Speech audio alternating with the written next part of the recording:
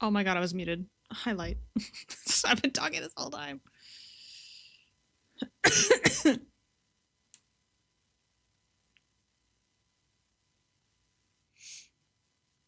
All right. Grim, hello.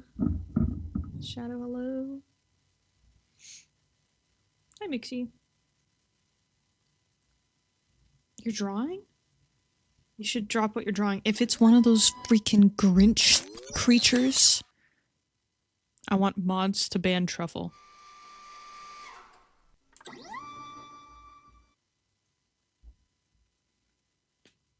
You hear that, Mika? If it's a Grinch, ban Truffle. Higher, guys. God damn it. If it's a... Are you sending me... If I draw Freya as this, will I get banned? Yes! You will! Mods, ban Truffle. For 10,000 years.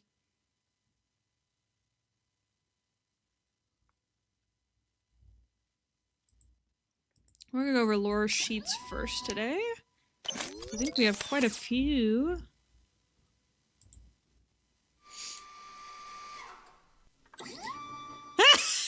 You tying down Truffle. Let's go, let's go.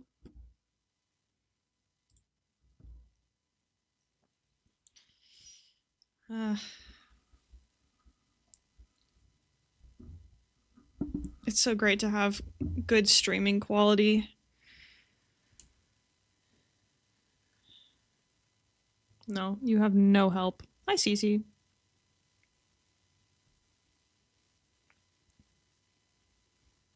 No, mods, not mod abuse. They are following exactly what I'm telling them to do.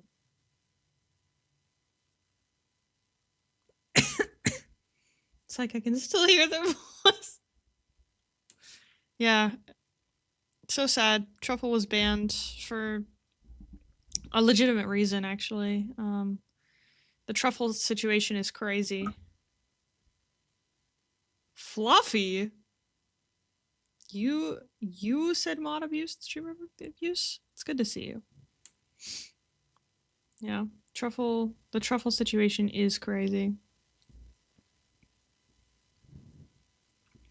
But yeah, we got a good stream coming up today. I'm excited. You're Tuffy? You're in disguise, I see. Transformers, Fluffy in disguise. Did you guys ever watch like the cartoon Transformer show when you were growing up or something? I may be too old for that.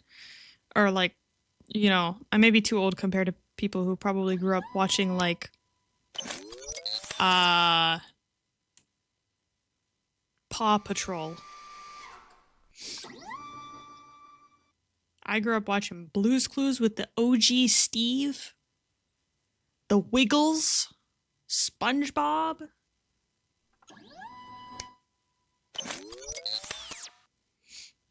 What would you guys watch growing up? Lego Ninjago is so real. Kids these days watch 6, 7. God, I hate myself. I'm so glad I'm not teaching.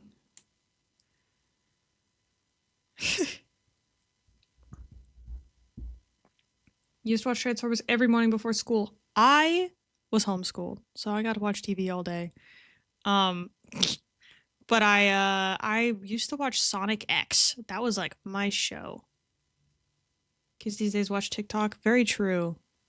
On a big iPad in front of them. It's covered in goop.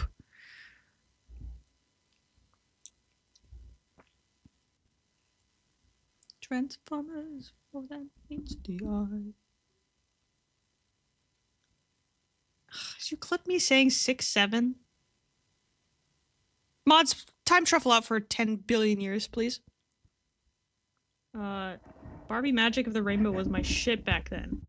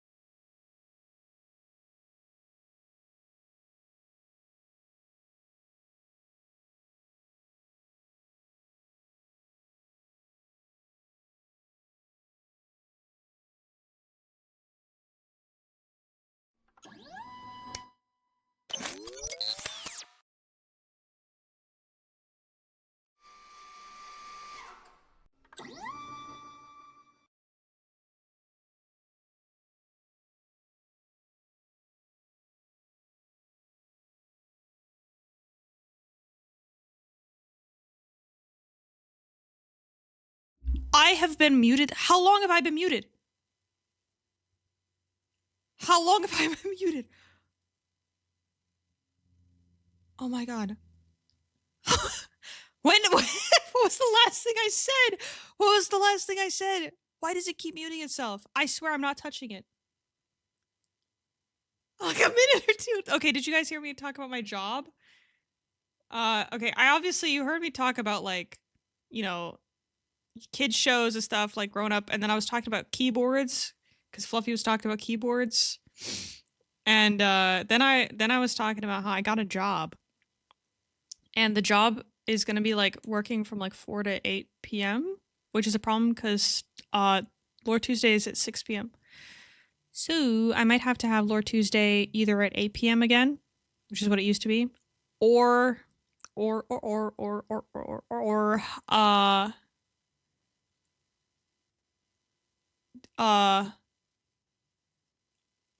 my god, my brain is so fried. What am I talking about? I'm literally, dude,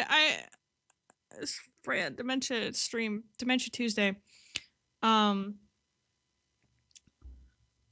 Yeah, or I will have to have it on weekends. That's what I was talking about. Yes. Thank you, Cece. So I might have to have a vote. It might just be better to have it at 8 p.m. again, because that's what it used to be. RIP to everyone in Europe. But I don't know how long I'll be working here. We'll see. Or.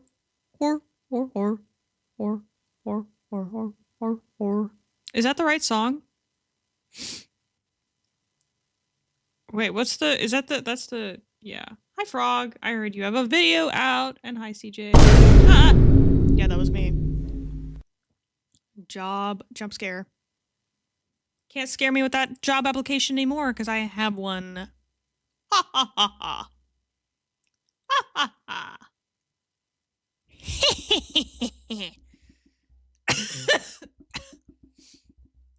I'm a timeout smile for they don't own the server yet. Oh.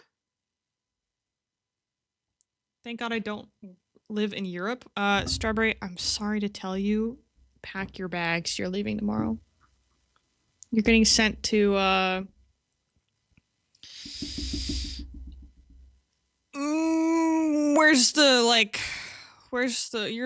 getting sent to Latvia. Tried applying to PetSmart. Driving in my car right after a beer. Hey, that bomb is shaped like a deer. Okay. Let's get started with Lore Tuesday. Hello, everyone. I'm still in the creepy basement because I have $2.22 in my bank account right now. And I can't afford to get the stands for the curtains that I bought. So we're vibing.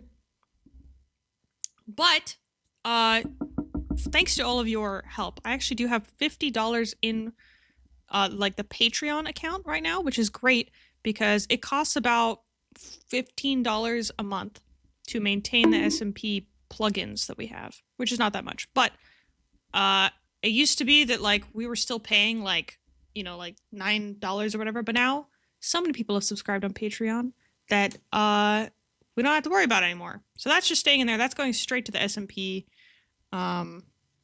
You liked the creepy basement? I mean, I like it too. I live here, but if you go to the theater for the FNAF movie with AMC at 7 p.m. on the 4th, you get a free poster. Blizzard. If you put in 6-7 in Domino's as a coupon, you get a large pizza for $6.70. We should put a Cypher picture on the punching bag. We should put Marcelo's face on the punching bag, actually. And I'll do a redeem for me to go punch him. Punch Cello. Slap Cello. Alright, let's get started with this. Oh, sorry. Chaos! This is a very minimalistic... Oh, no, we have a picture. I was gonna say, this is a very minimalistic lore sheet. We got Chaos. How did he get to Solace? After being forced to inhabit Truffle's body until he regained his strength, he was able to create a humanoid vessel that would allow him to roam Solace. Fire! Look at him go. Slay. Hair longer than Freya. Same hairstyle as Freya, though. She'd probably be flattered.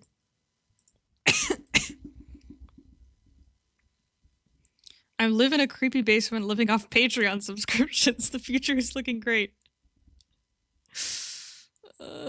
He's a diva. I believe it. 1 word per document.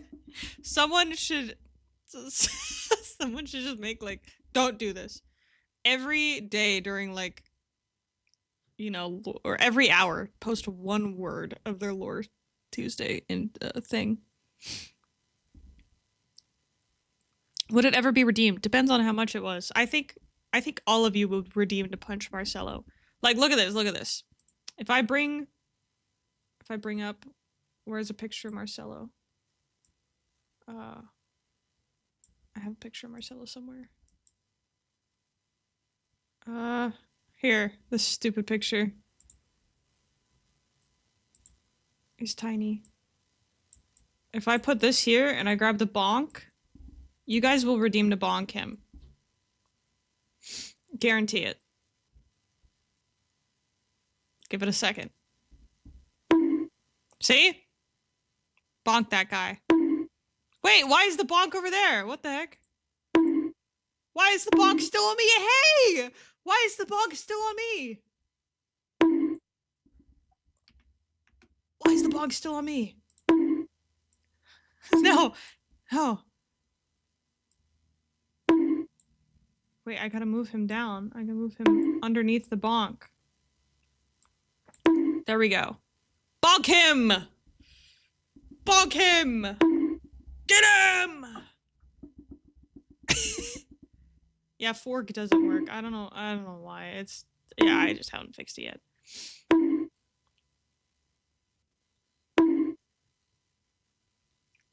I'll put him underneath me, and you can bonk him, or you can pat him.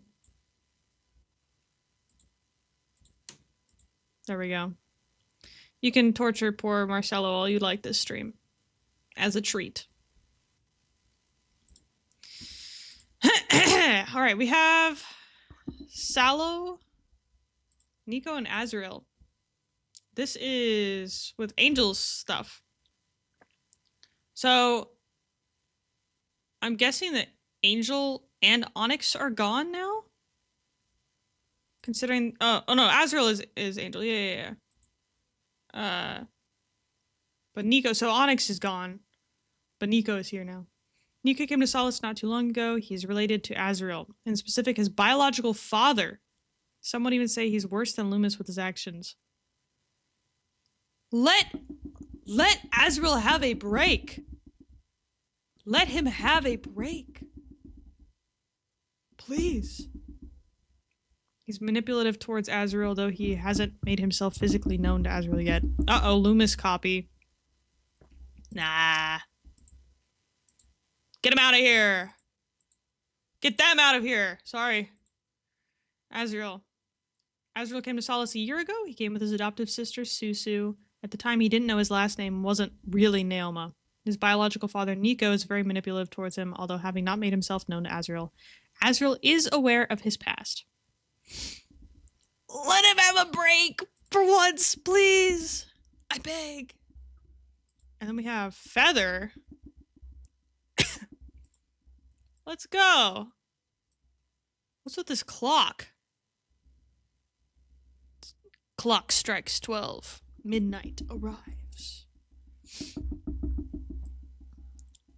Fire. I love the missing a wing thing. That was such a cool, like... Feather is badass. Alright, we got Lore Tuesday. Is anyone still here?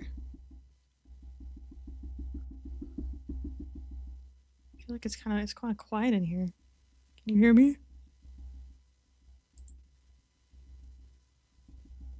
Oh wait, why is my stream manager isn't working anymore? The chat is gone. What the heck? You guys bonked too hard and it's just gone.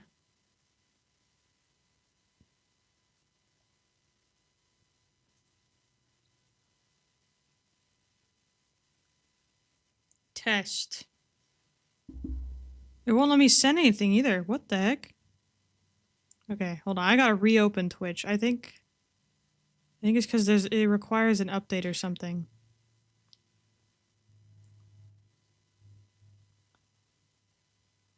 Okay. Chat is back. I can see you again. That's so weird.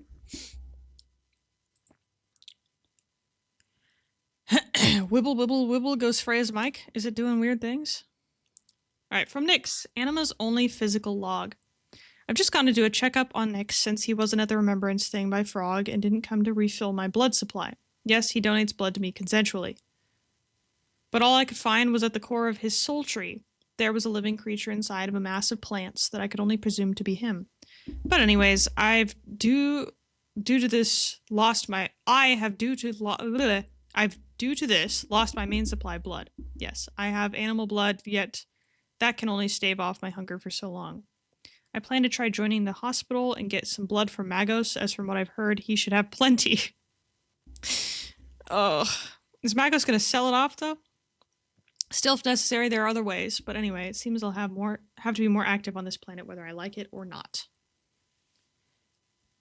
I'm excited for the anything Balios, and I know there's some explosion or something that happened. Oh, the table is shaking, so the mic is. Oh yeah. Once I get my non-wobbly table, I'll be set. Because right now it's too small for having two monitors, so I'm just stuck with one, and it's just. All right. The sins of youth. Caution, vague mentions of drug use, blood, death, and disturbing imagery. Water's lore is always fire. Memories in mistakes. Flash 1. 20 years ago. I feel like this is going to suck. A sharp laugh follows the statement. The feeling of a cotton swab, damp from a chemical mixture and not the surrounding water, lifting from the side of his nose. He stares at the ceiling so he has a view as the hand that holds the swab drops and clears the sightline for a face he knows very well. Elia, with her hair a mess, scattered amongst the ripples in her concentration, but a glow from beneath her skins makes her as radiant as she would be if she truly cared for it. Her lips, painted black, twist into a smirk as she sets down the cotton swab to flick him in the forehead with a sharpened nail. Oh, shut up. It'll, barely hurt. Alderic raises a hand and rubs his forehead. A light ow muttered past his lips. It didn't actually hurt. He just feels like being dramatic about it right now. Yes, an altered state of mind will do that to a person. It's approximately 1:22. In an ocean cave on a planet previously unexplored by a civilian of Aelios Dorsa. It is about 3 hours from morning call, and the start of the day is intended for a military officer of his standard. However, it is also approximately 4 hours into sampling the local delicacies in the realm of chemical influences. For scientific purposes, of course, on record. Needless to say, there are a few issues currently in the air surrounding decision-making skills, and Alderic is only now starting to question it. It's a semi-permanent implant into my face. Obviously, it's a piercing, you baby. The younger man lets out a sigh, bubbles leaving his mouth in this strange foreign environment. He presses his lips together in thought, dark eyes trailing the metal framings and insulated wire casings they carved into this place to adapt it to them.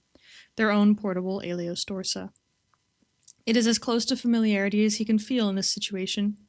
It's a metal spike in my nose. I can't imagine it will be comfortable, he gripes, avoiding looking her in the eye. But he cannot avoid her easily as she leans into his view with a needle already in hand, pointed in a way that precariously seems like it is only one accidental movement from stabbing him in the eye. Lizard. Hey, you agreed to this weeks ago. Don't start backing out of it now. Alderic watches the needle as she speaks before lightly grabbing her wrist and pulling it down out of the way. He keeps his grasp around her and brushes the pad of his thumb in a soothing motion against her skin. It is as much to calm her as it is to calm him. I don't know what I'm supposed to be doing, he admits quietly, letting his eyes rise to meet hers again. Elia stares into his eyes, an unreadable expression passing through her features, only to be quickly shimmered away into her primly put-together smile. Most other people would not notice the transition, but Alderic always does. It's a ridiculous thing to notice. Who would be even more so to be upset about, but he can't help but to concern himself with what she hides behind that perfect mask of hers. In some way, he has a right to be concerned. They are dating, right? engaged as part of their act, but just stay still. Elia's voice cuts through the silence of his mind. He didn't realize he zoned out, and his eyes work to focus back on her as she holds the needle again. Confident, and with amusement in her face, so she clearly noticed his little moment there. It'll be over in literally a second, she reassures when he takes a deep breath in. Right. Okay. And she really wasn't lying on that. Before he can even get a sentence out, the needle is stuck through the bridge of his nose. Reactively, he shuts the eye on the side the needle is stuck into, leaving one eye open to see when the sharp end of it reemerges into its view. As the teal of his blood seeps out and glows into the water around them, he decides he actually doesn't want to watch any more of this, and he shuts his other eye. Following Elia's word, he stays still and intends to keep to that even as he feels her nails tapping against his face, and hears the sounds of metal clinking, though that is eventually thwarted when he hears her let out a grumbling sound before grabbing one of his hands and setting it on her own hip. His eyes dart open in confusion, but he can barely see around a partially inserted black metal rod in the middle of his vision. From what little he can see, he does realize she's floated a little further up than she was a minute ago. Hold me steady, all right? No need to ask him twice. Alderic wraps his arms around her midsection and slowly pulls her back down towards him. Elia wasn't born in the depths like he was. She's a Prix Demont, a family born of the surface. It is more natural for her to float, to rise, than it is to sink like he does. Somehow, he had forgotten this for a second. She has a way of moving in water to make it seem natural. Alderic leaves his eyes open to watch as she taps the rod out of his vision with a spike showing up at the end of it, another one being screwed into the other end. Then her hands leave his face and rise to her own face, clasped together over her mouth. He stares for a second, not moving. It's a little bit hard to interpret that kind of reaction. Has she finished piercing? Is she assessing it? Does it look weird? Why would that matter? It's already unprofessional to get a piercing while mid-assignment, let alone a face piercing. Oh, seas. Thoughts freeze in place, and then rapidly start back up again. Oh, seas, she messed it up. I knew I should have said some other time when she brought out that needle. Now I'm going to have a botched face piercing and a drug test to explain to my superiors. What's wrong? Alderic manages to utter aloud, as quick in pace as the anxious thoughts. There's a quiet beat of silence broken up only by the popping of bubbles as they both breathe. And then Elia's hands fall from over her mouth, revealing the smile beneath the black paint across her lips. Her eyes, of faint gold, glimmer as if purer than the actual mineral. There's a softness to her expression that relieves the strain of his anxiety, the soft press of her hand to follow it as it pushes through the water around them to land itself against his cheek. You look so fucking hot right now, she says, the twinge of mischief returned in her usual measure. Alderic cannot fight the smile that rises to his own expression, even as he scoffs and looks away from her in the most desperate attempt to maintain his cool facade. Shut up, he calls back, without any real bite. Elia tilts his face back up to her with a clasp of her hand on his other cheek. The motion unintentionally smushes his face up, but he doesn't push away from it or scowl. He lets her hold him, lets her so he can watch the way her face sparks with glee more easily. Laughter comes easily for her, more easily than it ever came from him. Slowly and tucked away into the palm of her hand, it comes from him too. No, seriously, Elia adds more confidently, shaking his head just a little in the pure thrill of her truth. ... In return, he falls silent, though his eyes give her a look that speaks 1,000 words. Are you just saying that to get a rise out of me? To get me to act outside of the order of my assignment? Do you say that to all the guys you meet? All the ones you pierce impromptu in caves underneath civilizations unknown to you? Amusement prevalent in all of them. Elia, however, interprets none of those meanings from his look. Instead, she tilts her head to the side and chews her lip in a thoughtful moment. Eventually, an answer lights itself in her mind, reflecting in the gleam of the metal inlays across her cheeks, as if imbued into the scorching furnace of a blacksmith to mend anew. What would you prefer? Beautiful? She questions with a Sorry, I'm struggling to read right now. Joyful, joking tone. Oh my seas, you would. Ha! Okay. Still, I gotta take a picture. The warmth of his face is temporarily forgotten as Elia utters those words, one of her hands leaving his face to dig through her weighted satchel for the tablet they brought from the command for this mission. What? Why? Alderic asks, definitely not staying still as he leans back and presses a hand to his face instinctively. His training states that he should be faceless to cameras to avoid detection on missions, but his fingertips brush the spike of the new piercing on his face and gives him pause enough to shoot his hand away from it. The click of the camera resounds as a dull noise in the depths. Elia leans out to the side of the tablet as the image of himself appears on the back, facing him, as if a mirror frozen in one still moment. She's got a smile on her face and raised brow as if questioning why he's questioning her. To show how good I did, obviously, she replies, waving the tablet to emphasize her point. It is only then that she lets go of his cheek so that she can use both of her hands to browse the tablet, likely looking for a secure file to drop the image into. She might be mischievous, but she's smart enough to realize that they can't have evidence of who they are as easily available to outside influences in the event that their mission actually fails. Alderac simply watches as the image of his face fades from the back of the tablet, the memory of that image of the black metal spike in the bridge of his nose lingering as it vanishes. He brings his hand back over the to tap the spike lightly. It does feel weird. Elia suddenly groans and rolls her head back to face the ceiling of the cave. Alderac snaps his arm back around her to prevent her from drifting off, though it's not like she really could with her legs already wrapped around his midsection. Command is asking for a brief on the status of the mission so far, she starts to explain, righting herself and pulling the tablet down through the water so that he can also see the screen of it. You remember the details, right? Immediately, Alderic's mind snaps into motion. He removes his hands from Elia to rotate the tablet so the image is upright to him. Dark eyes quickly scan the digital message for key elements, some of the details they are seeking, required completions of goals in set areas and checkpoints. We enter the Citadel tonight. The rulers of this planet are hosting some sort of public relations event, a charity of some kind.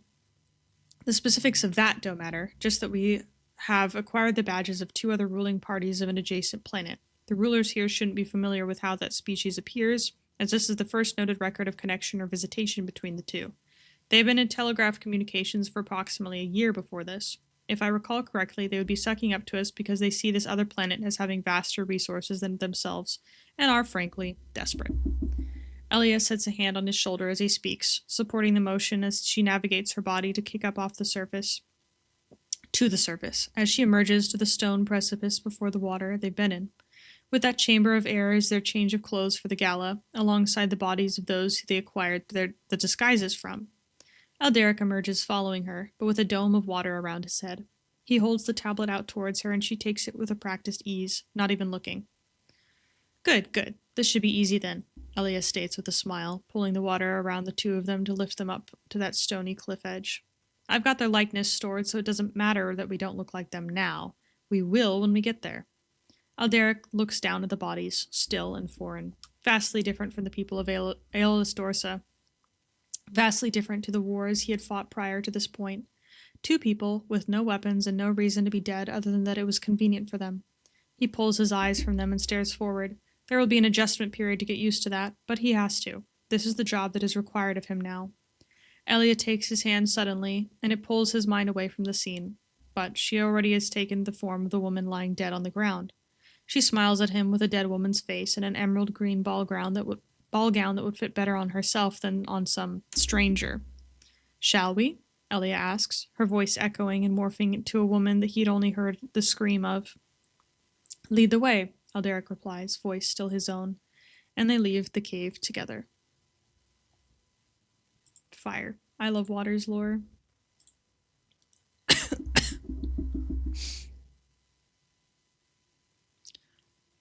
Waters, when does this turn sad? I'm scared. Yeah. Oh. I cannot tell where he is or what he wants from me. All I know is he wants to hurt me. I most likely won't make it to next week. My mental health isn't great at the moment. He's getting to my head. Save me. From Zilangzu. Interesting. We have entry 23, Magos lore.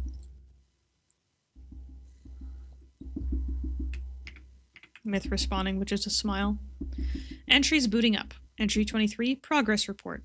I did my usual at my hospital today. Your hospital? The terrorist wounds are healed pretty well. I worry that my restraints aren't going to hold her. Hell, I barely know the strength of their species, but nothing less I do the work around here. I'm submitting my report again. They will get her out. Oko's constant screaming is driving me up a wall. I want to clip her vocal cords, but due to the laws of this planet, I can't harm them. I have begun work on the Primer project again. Primar?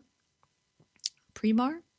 It will be a work of art. I tried my best to secure this hospital, but I do fear its defenses will be breached, either by Eclipse, who wants to kill yours truly for being the best doctor on Solace, or within.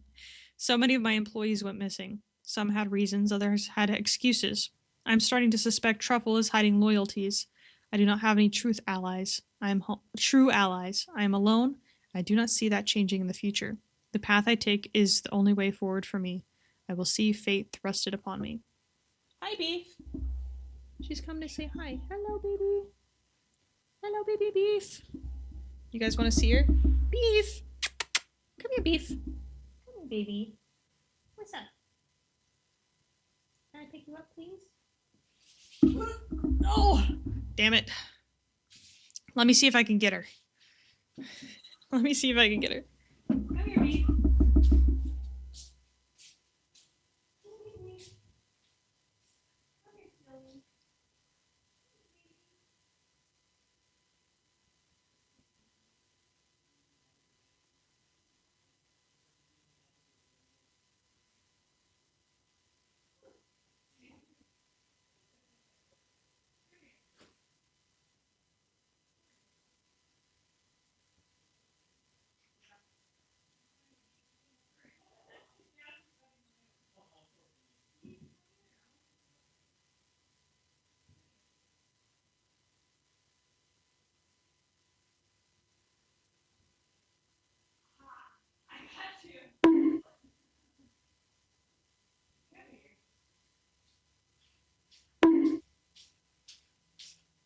I got her.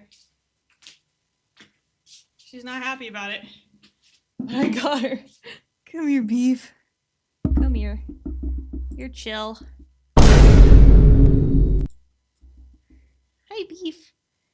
Hi, baby. I'm fuzzy, right? Yeah, who's a good girl?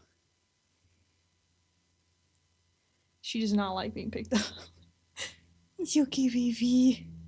It's okay. Say hi to everyone. Yeah, she's gonna run away now. She's so cute. Oh well. She's gotten much more used to me, at least. Alright. Magos' ego is unmatched. Oka's log 17. The doctor came to assess my condition today. He said it's improved and that I'll likely be taken away soon. I cannot allow myself to be imprisoned by these people. It will not be a fair trial. I think the time Gatsby mentioned may be approaching sooner than I anticipated. Ooh. Crossroads. Gatsby lore?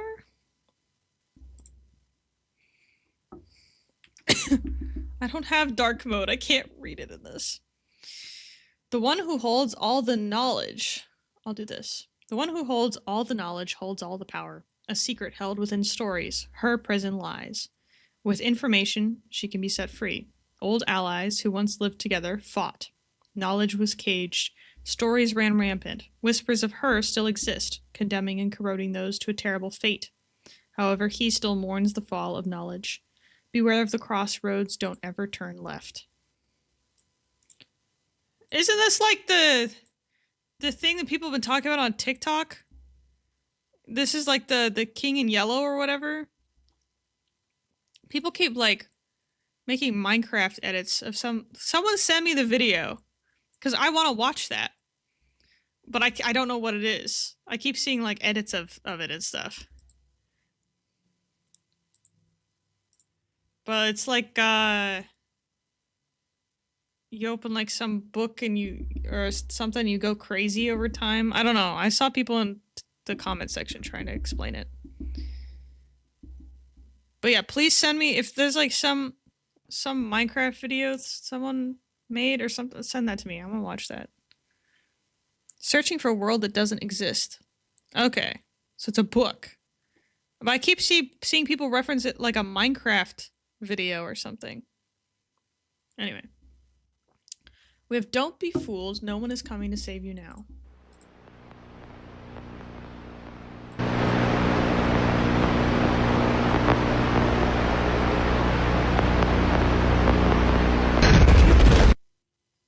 Oh, what was that at the end? Did anyone get that? No?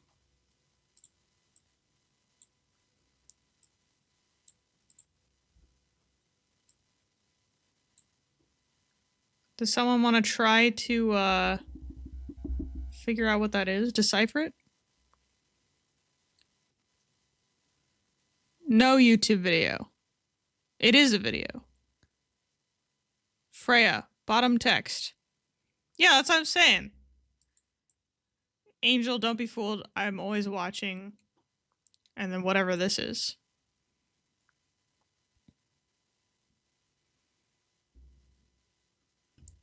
You put the video on SCP channel? Thank you. Thank you, Truffle. Unbanned Truffle for 20,000 years. HSMPL OHALZ FVB.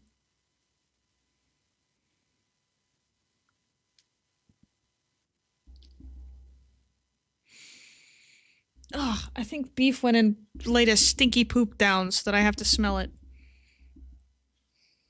Ugh. She hates me. Every time I do her litter, she just drops the stinkiest poop and does not cover it. Alright, I'll do it myself. Cipher coder. Alfie hated you? No, is that what it says? No! That's so sad. No! Alright, from Leif. Day 1 hospitalization. I have a minor cough, so what? It's not like I'm going to die or something. Foreshadowing, perhaps? The King in Yellow is a book. In the book, there's a play that can make you go crazy. That's what it is. I see, I see.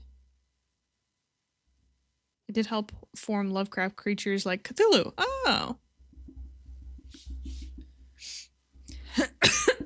Well, I'll have to read the book about the play, but I also kind of want to watch the Minecraft video. Day 2, my whole body hurts, but I don't want to tell the nurse that. I just want to get out.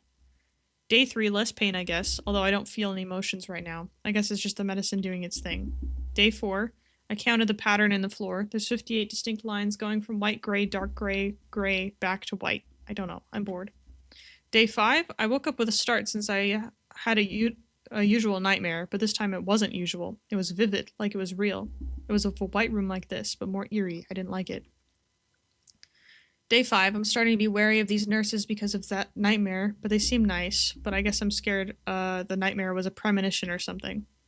I had another nightmare. It was of the horrid place I saw yesterday. I saw and felt what they did to my body, what they put in, what they removed. I was trapped in my sleep, wanting to wake up. I think my symptoms are at a standstill. I feel bad for Waters and the others who got the brunt of whatever it was. I don't think my nightmares are just that. I think they're the gaps missing in my first 200-ish years of my life. Ooh. I've started disassociating while the nurse isn't checking up on me.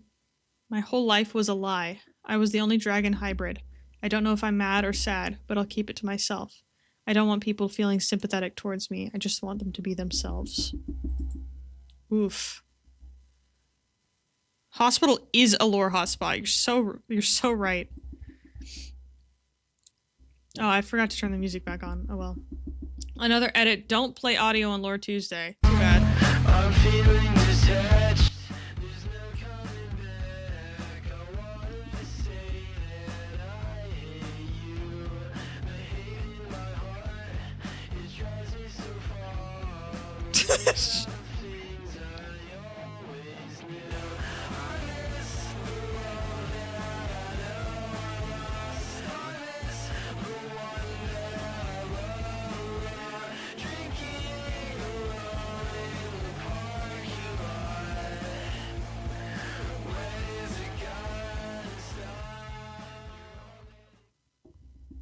Absolute cinema.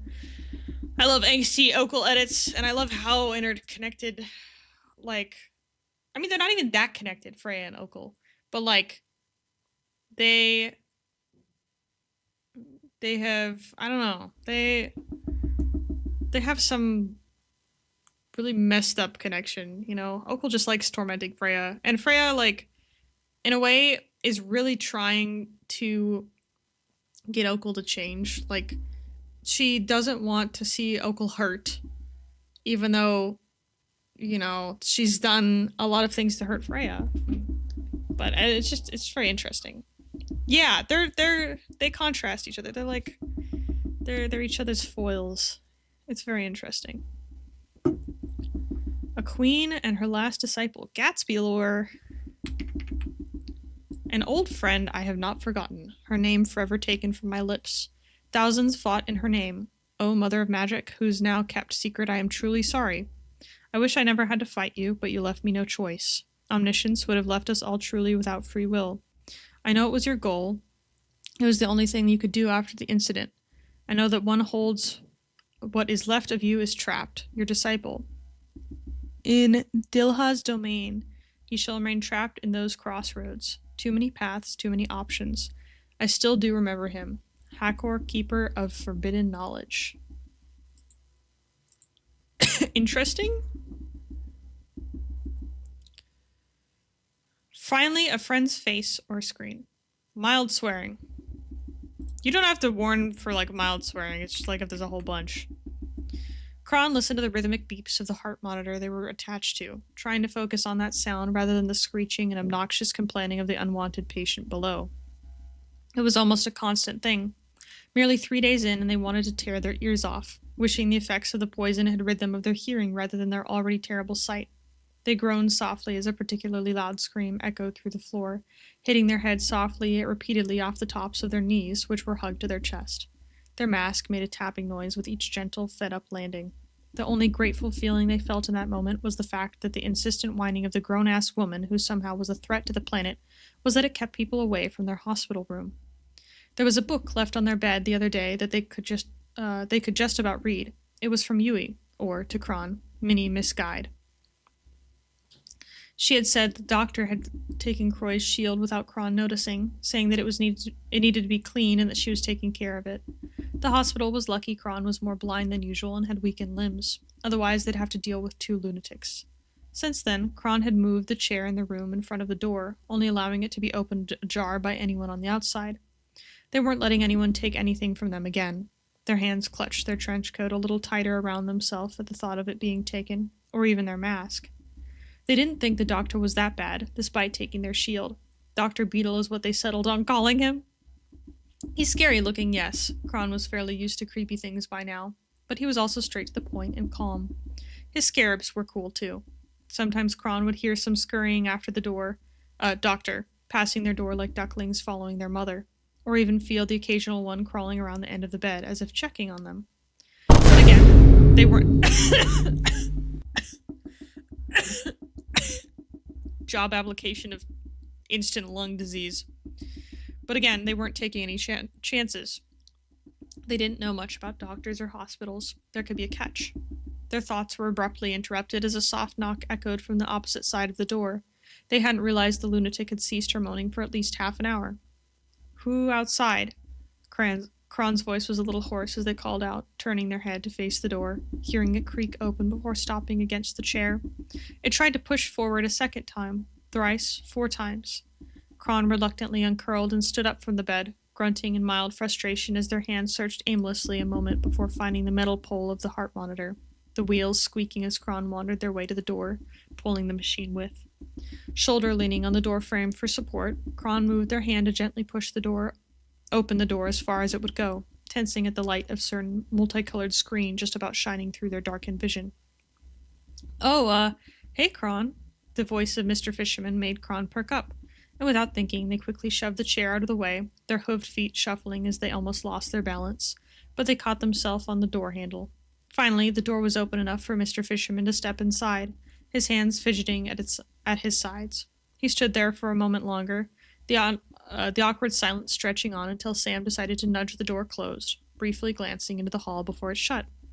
But just as he was about to say something, a sudden weight almost crashed into him. His arms stretched out stiffly and shoulders bunched. His screen tilted down slightly, seeing the top of Kron's head.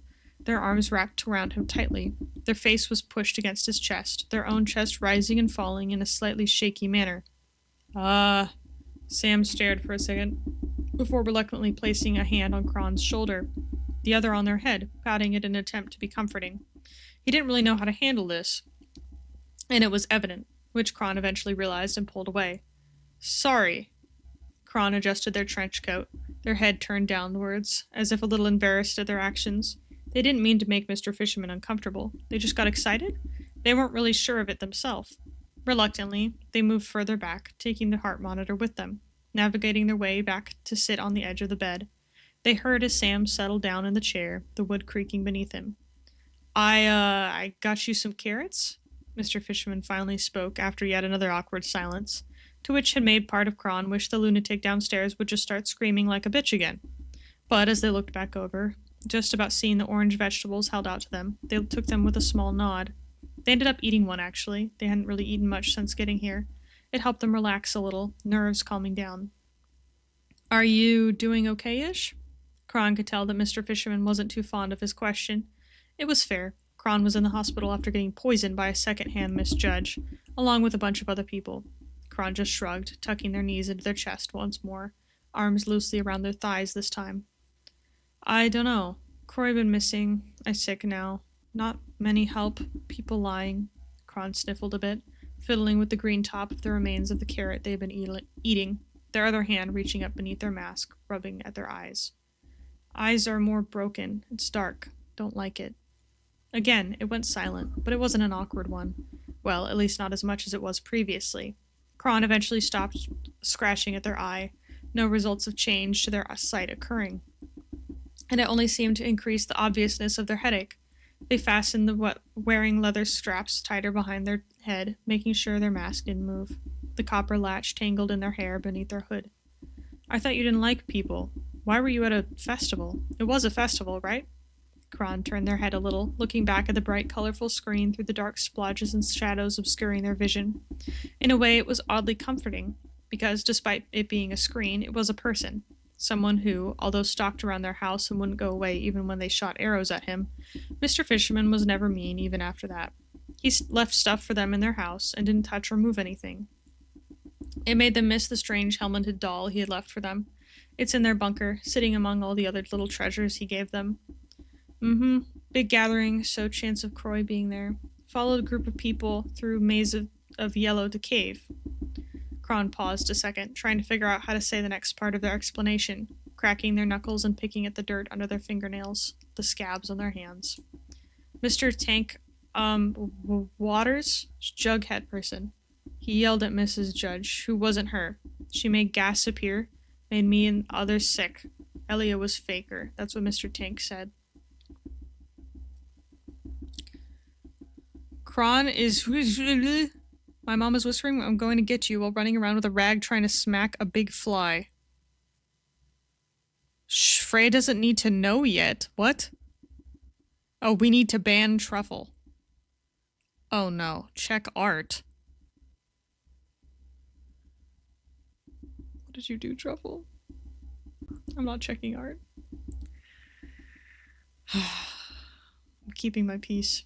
Kron glanced back to Mr. Fisherman, hoping with heavy uncertainty that their explanation made some sort of sense. But their doubt grew as no reaction came, not even a flicker of the screen light. They turned their face away, a grunt of frustration coming from deep in their chest as they opened their mouth to try explain further. However, the whining of the general below started up again, making Kron tense, their hands closing so tightly into fists their knuckles turned white. This! The Gaelic words were sharp, yet whispered under their breath, their hooves sharply clicking up off the bed and stomping once more at the ground, the thump vibrating through the floor. The action seemed to make Mr. Fisherman jump slightly. Mr. Fisherman would look over to the door, listening to the noise for a moment. I'm assuming that's Okel? Tantrum number bajillion, Kron grumbled in response, taking a breath, which was a little wheezy, making them cough dryly. But they stopped soon after, turning their head, eyes searching until they found the screen again. They could faintly hear Dr. Beetle moving around, ears perking beneath their hood. Doctor near. You ask be here? There was a silence, and a soft mumbled curse escaped the computer head, who scratched the back of his neck. There wasn't anyone at the front desk apart from a pig man, and he wasn't talking, so I just walked in. Maybe go might be good idea. Not want you in trouble. Kron reluctantly admitted, standing up carefully, their arms sticking out to keep their balance so they don't topple over. They watched as the colorful screen moved, indicating a nod. So, pulling the heart monitor with once more, Kron hobbled over to the door, cracking it open and peeking out. Then they turned back with a small nod. Clear to go. Thank you, Kron. Be sure to rest, okay? Mr. Fisherman stepped out of the room, turning to face Kron once more, just outside the doorway. Kron could only nod a little, their free hand holding the handle. You come back visit if I here still? It was a hopeful question, but Kron tried to hide that, not wanting to make anything uncomfortable, or rather more awkward than it already was. But they did consider Mr. Fisherman a friend, like they do Froggy, and Copper sort of, and almost like Croy. Croy felt different, though. I'll do my best. I'll get you more carrots as well. And with that, Mr. Fisherman made his way down the hallway, footsteps light and quick, checking around before disappearing down the stairs and around the corner. Kron stood there for a few long moments, even after watching the computer-headed man disappear from sight. They didn't realize how dark their vision actually was. They missed Mr. Fisherman already, and they were beginning to feel uneasy about the dark. Aww, this is cute. Sam's like, ugh. The Irish translates to, you stupid, loud, blind child, shut your fat mouth. That's amazing. I love Kron so much. Oops. Not everyone solved my puzzles last Tuesday. Fret not, though, for I will reveal the answers to you all. We have remember. Remember them, remember them, remember them, remember them, remember them. Scouring between the lines, saturated and obscured. Append results, remember. Okay. Roxanne? Roxanne, a name ever present in my conscious, but I don't know who it is. I don't remember what they look like. Remember. And Lily. My daughter, oh my precious daughter, I know you exist somewhere. If only I knew your name. And what kind of worthless father doesn't know his daughter's face? Remember. Oh, this one breaks my heart. Oh, that one breaks my heart a little.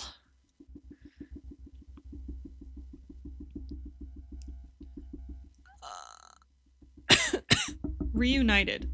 From Light. 3 docs until Balios and Kathy lore. Okay. Warning, minor cursing and brief mentions of violence. Pun not intended. You have been warned. Yui sighed as she looked around the forest. She looked down at one of her old journals, reading the name Violence again. She growled, her tail lashing about. Why the hell did this clown boy make it so damn hard to find him? She muttered as she started to walk. She looked around at the forest, peering through the trees before she came to a river. Yui checked her water flask. Empty. She walked closer to the edge of the water and knelt. She held the cork to the top of the water. She had learned a useful enchantment to allow the cork to tell her if the water was safe to drink or not. If it glowed, it meant it wasn't safe to drink. If it didn't glow, it was safe to drink. Thankfully, this river was safe to drink. She scooped up some into her flask and moved her mask just enough to take a couple sips. Snap. Yui was on her feet in seconds. A dagger, seemingly coming from nowhere, was flung towards the noise. Thankfully, it missed by inches and sank deep into the trunk of a tree. She froze. She stared at the clown-looking robot in front of her. He stared back, his hands raised in a placate for peace. Wow, the robot said, drawing it the word. A wary but amused grin appeared on his face. I know that I'm wanted by the law, but there's no need to try to skewer my head on those pretty little knives of yours. Her wings fluffed up, her eyes wide. Crap, she cursed. I'm so sorry. I didn't mean... Wait, Light? He asked. His eyes were wide, as if shocked to see her. Yui blinked. She offered a kind smile. Oh, you must be Violence. Arms wrapped around Yui's, Violence scooped her up into his arms, hugging her tight. Yui's eyes widened briefly before she relaxed and returned the hug. Light, thank goodness you're all right. Violet said as she placed her down with surprising gentleness. He moved around Yui, checking her over for any injuries. I'm all right, Yui said quickly, watching as the robot clown stopped right in front of her. You sure? He asked, grinning as if going to make a joke. Dramatically, he gestured the height she was once at and then gestured the height she was at now. You certainly had gotten very freaking short, even if you were already as shorty as it was. Yui sputtered and stuck out her tongue at Violence, which only served to make him laugh. He knelt to her level, gently placing a hand into her snow-white hair. I'm glad you're all right, he said with a bitter smile crossing his face. I'm sorry for not looking for you. Yui's ears perked. No, it's all right, she said very quickly, not wanting someone her still fuzzy memories told her was a friend to worry about her. Violence chuckled, not surprised by Yui's words. She always had worried more about others than herself. He messed up Yui's hair and stood up. Like, come on, you should worry about yourself once in a while, he said with a grin. Yui huffed, her tail lashing about. So I've been told, she grumbled. Violence laughed and Yui couldn't help but smile. So what's with the mask? He asked. Oh, so are you aware of what happened at the festival? She asked, her ears lowering. Violence paused, staring at Yui, his smile fading. What happened at the festival? He asked. Yui looked away, hesitating. Does it have to do something with Waters in the hospital? Yui nodded slowly. Yes, she said softly, her ears lowering. She was worried about Waters. His condition was still quite bad when she had left the hospital for the day. Elia had lured Waters and those who were helping him find Mira into a cave and had released something into the air that got people sick. I was right behind Waters when it happened, Yui said. She jumped when she heard a loud back. A loud back? She looked and saw a hole in a tree. She looked at Violence. Of course, that is what happened, he said, throwing up his hands. He sighed and ran his hands down his face. He looked back at Yui and sighed. He grinned warily. I'm sorry, he said. It's all right, Yui said, offering a small smile. Violence looked at Yui. There was a hint of relief in his expression. Yui looked away, her ears lowering. She started to cough. She moved her mask and coughed into her hand. She pulled her hand back and saw red and gold blood staining her hand. Light, Violence started, concerned for her. Yui quickly hid her hand and smiled up at Violence. No worries, she said quickly, not wanting him to be concerned about her. Just a coughing fit. Violence's eyes narrowed, seemingly not believing her. All right, just take care of yourself, please, he said, sounding serious, which surprised Yui. He chuckled and messed up her hair again. Yui chirped in protest. She looked up at the robot. Violence sighed and walked past Yui. I should go. I wouldn't want to get you dragged into my mess, he said. He gave a dramatic salute and walked away. Yui watched Violence leave. She bit her cheek. She hadn't gotten the chance to ask him the question that made her heart ache. Why had he sold Comet out to Eclipse? Ooh! Please ask him that. I would love to know. Found by light in the pocket of Ain Waters. We have a transcript and some audio. Let me turn down my own thing so I can hear this. Hello, beautiful. Couldn't help but to overhear that you've been looking for me. Well, you haven't been doing a very good job of it, so I figured I'd save you some of the trouble and do it myself.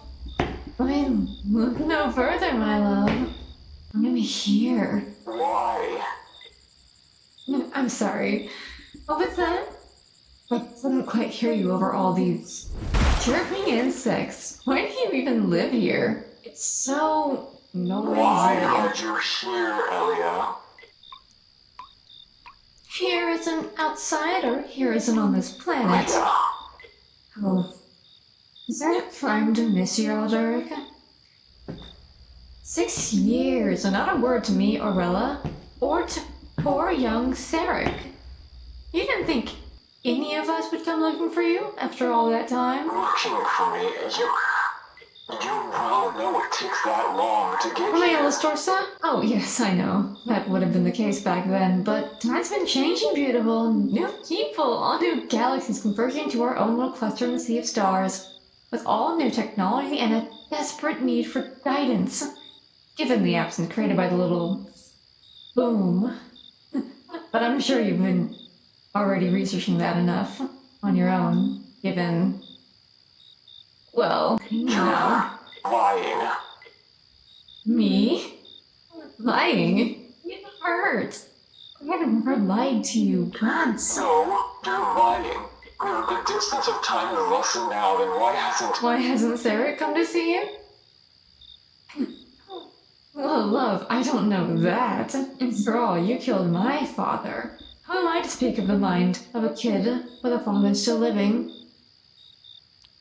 didn't help You're Samantha. the last one to see him alive. And I know for a fact that bullets in the back of his head were from the same caliber as your regulation firearm. Not that it really matters. You did secure me that position on the command by doing that, whatever your motivations actually were. Why are you here? To capture me, turn me in? I just wanted to see you. Is that so hard to comprehend?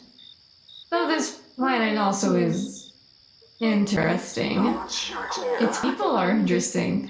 I mean, you certainly seem to care for many of them, including that one strange spirit seer. What was your name again? Light?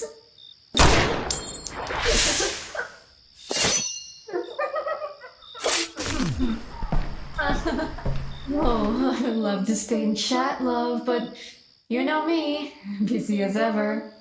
I'll have to get going. I'll stick around and you can find me at Delta 86921. I'll be waiting.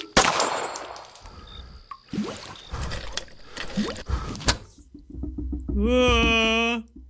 So this happened. Let's see. A tape recorder is found in the pocket of Waters' jacket alongside two tapes, one labeled Elia and the other labeled Do Not Play. The first is clean, recent, while the other has visible signs of aging. While the first appears clean, apart from the faint traces of blood transfer evidence. The press of a gloved, bloody fingertip. Upon some testing, it is revealed the blood does not belong to the tape's owner. So this happened after the fashion show. Yeah. Dude, it's so impressive how you have so much, like, chemistry with yourself. Because, like, you're the one recording both of these. But it's so good. I can't wait to see what happens.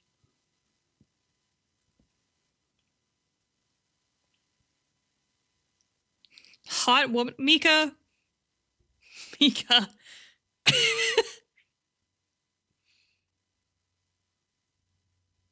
An overdue confrontation. Belios.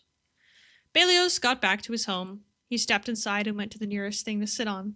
He sat down on the stairs, his mind still wandering through the memories. It wasn't long before he cleared his mind and got up. He exited his tower and began to walk towards the church of MTK. There were newer improvements to the land, more houses and buildings. Two things that stuck out were the grave, the one he was supposed to be under, and the memorial that someone he doesn't remember had built.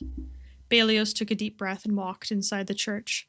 There were shadowy figures sitting and standing around, possibly another memory of his funeral. The spirit of him was probably watching. He stepped up to the podium and stood behind it. Then multiple figures that weren't there formed, shifting into the forms of the gods. They weren't physically there, but they were able to be there within the shadow figures. Belios sighed and turned, walking to the stairs that led down to the crypt.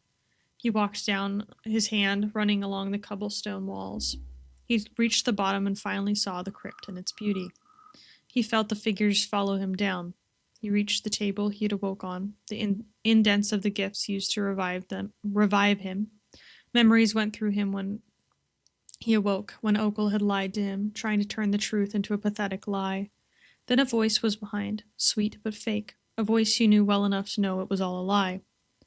Hello, Belios. It seems you have your memories back. What all do you remember? Kathy spoke. You old hag. What's your plan? Poison the people on Solace just like you did to everyone on the shuttle? Belios snapped, turning to face Kathy. I told you, Belios. They were greedy, took more than what they needed, so I made sure they got punishment. I called this right off the bat with Kathy. I knew she was evil. I called this, like, first time we saw her. I told you, Belios. Oh, okay, Kathy said with a smile. And what about the children you made orphans just to kill them too? Belios clenched his fist, shadows warping around his right arm. They were going to do the same thing as their parents. Take, and take. I do feel sorry for taking their lives too early, but greedy people get tragic punishment. Kathy spoke in a tone that was the opposite of feeling upset.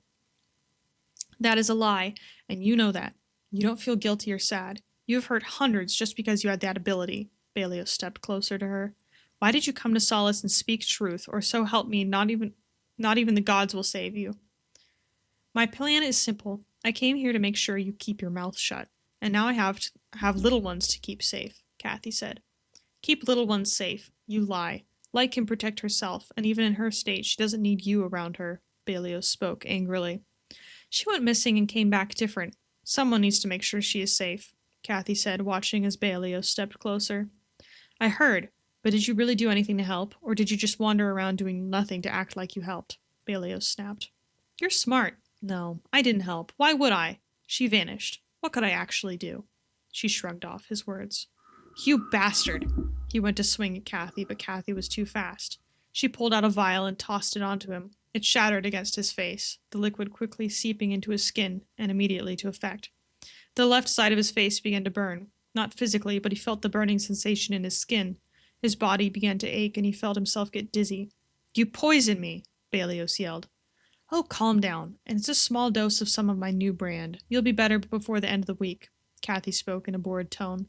Now excuse me, I have an act to perfect. And keep your mouth shut about this, or that pretty tower of yours won't protect you in a flash flood. Kathy vanished, leaving Belios alone in the crypt. Belios let out a yell as the poison continued to spread. His face burned from the inside, and he began scratching it with his right hand, his claws digging into his skin, cutting it. But he didn't care. The pain of the cuts wasn't as bad as the poison. The gods will make you pay, Catherine Dragonis. Ooh. Belios said in a low and threatening tone before stepping back to the table and collapsing, the dizziness knocking him out cold. I knew it. I called it.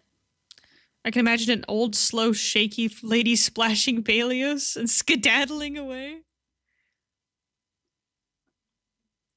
The next level of spray bottling someone. Oh, I thought you were saying this was throwing the poison bottle was the next level. We're torching Mika. Ouch. Hello again from within the rings. Uh-huh. What? Hello? How the fuck did you get here? Being part of that little place of yours should hold some benefits. Okay, but why are you here? How did you even know I was... I watch and listen quite well. Despite my eyes and ears not exactly being clear, I simply observed and found out. Are you here to tell me more? You haven't been told yet? Slacking off. Ah, well. Slacking off? What do you mean? Aw, my poor dear, you sound tired. Aw, come on now. Could you maybe put me next to the Nosemeister? Thank you to whoever did whatever Next that apartment. was. Oh, Nabil, hey!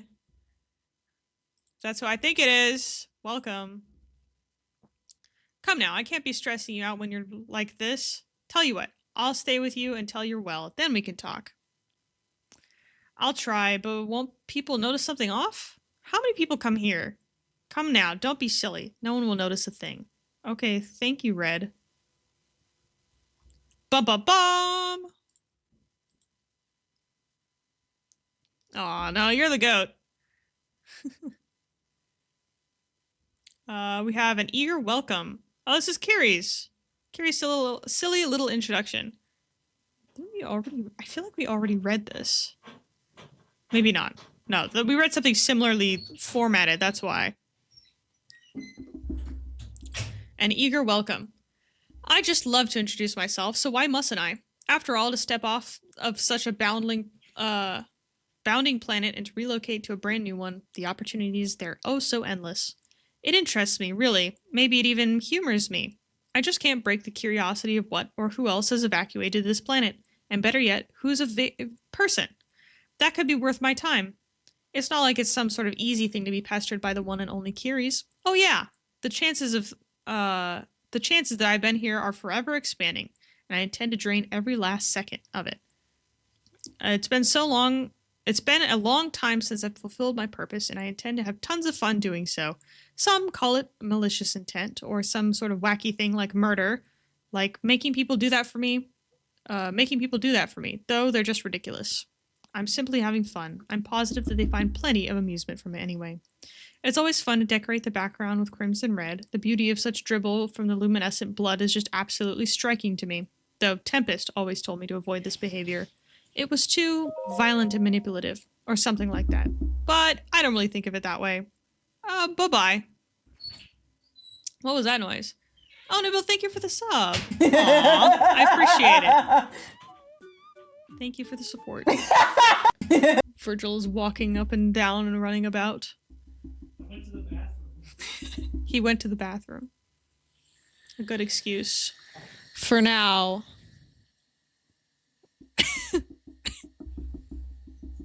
I know he's evilly plotting. Oh no, it's okay. I have the sub noises for a reason. I need to change them because they're kind of silly and outdated now. Zinnia at Home, Part 1. Turn off the dark filter. Ah, the art is so good. Home, sweet home.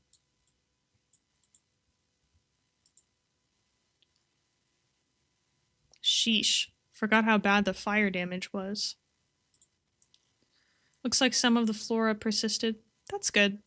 But this place will never look how it once did. Maybe one day the flowers will return. Aww. Memories. Not a good enough excuse, Virgil. Do better. Truffle put the letter in Lux's mailbox after talking to Lucky. Help and a letter to Judge Lux. As the sun was setting on Solace, Lucky was shopping at the market for lab supplies when she noticed Truffle looking quite frantic. She approached her as she stuffed the gear into her satchel. Truffle, what's got you in a bunch? They jumped a little at Lucky's words, having not noticed her approaching.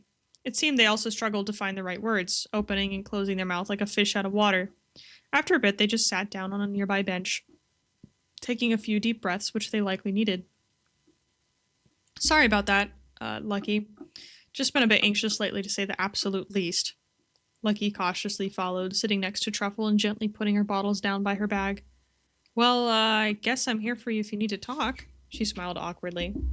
Zenithra, they're missing. They escaped while I was asleep. I'm terrified to go to the judges in case I get convicted of neglect. Lucky sat there, listening to every word, just enough to make sure Truffle knew she cared as Truffle spoke her mind. Everything about Zenithra and what was going on that was stressing her out. Oh, well, maybe sometime I'll help you search for her if you're up for it. Truffle just nodded, started to tear up a little. Lucky stood, grabbing her bag and bottles, a kind smile on her face as she patted Truffle on the back. Well, I hate to end this, but I have work to do. You know where to find me if you need anything. Lucky waved before walking away, her hooves clomping from Truffle till they couldn't be heard any longer.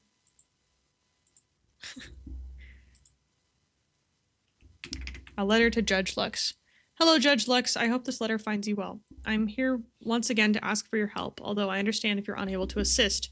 A few weeks ago, a young child named Zenithra, I keep saying it wrong, came under my care due to the sudden death of their mother, Seraphin Valara. On Tuesday, the 4th of November, Zenithra escaped my house late at night while I was sleeping, using 2 bobby pins to pick the lock. I wanted to know if there was any way you could possibly help, such as putting up missing posters, sending out a search party, or simply informing others. Zenithra tends to be very interested in anything new to them, especially nature. Let it also be known that I've already searched the vast majority of the Joker's Corner and the forest that surrounds the faction with no traces of Zenithra. I also recognize that this letter is essentially an admission of guilt to child neglect. The responsibility to keep Zenithra safe and within my care fell on me and me alone. Yet I have failed. Whatever the courts find it necessary to do, I accept it. I only wish for Zenithra to come back safe in such a dangerous world. It should also be noted that I have not officially adopted Zenithra, nor do I believe that they will appear on any official documents. I recognize that I should have at least gotten them some form of ID, and I apologize for any problems this may cause. If there's anything I can do currently, please inform me. I hope Truffle doesn't get in trouble for this. A reply to Truffle. Oh, we're about to see. To Truffle. Thank you for trusting me in this duty. I will do everything in my power to make their disappearance as short as possible. After tomorrow's faction meeting, I will set up a search party. As much as I wish it could be accomplished sooner, by the time every faction had been formed, the search would have been hindered by the night. I do want to make it clear that you have done nothing wrong. Children are naturally curious, and from what I've seen, Zenithra is a particularly energetic one. The actions of an intelligent child do not equate neglect on their caretaker's part. While they were never your responsibility, you have made sure to care for them to the best of your ability. One day, I hope you can view the actions of the court without fear. If anything can be claimed, it was that we as judges have failed to explain, not only to you, but the whole of Solace, the true extent of judicial power. I can say, however, that struggling with an aspect of life will never result in a criminal charge. Of course, if you truly wish for a relationship with Zenithra that is legally binding, that can be done once they have been found.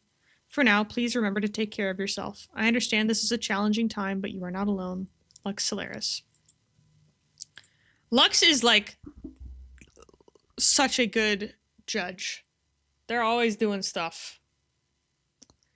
Missing person. Zenithra was last seen at their caretaker Truffles' home in Joker Corner on Tuesday, November 4. It is believed they snuck out during the night when Truffles slept.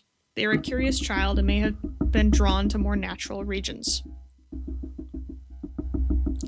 I love this. Whoever made this missing poster, like the original one, you've been getting so much use out of it. Thank you for that. Whoever made it. This is why I like Lux. Me too. I love all of my judges.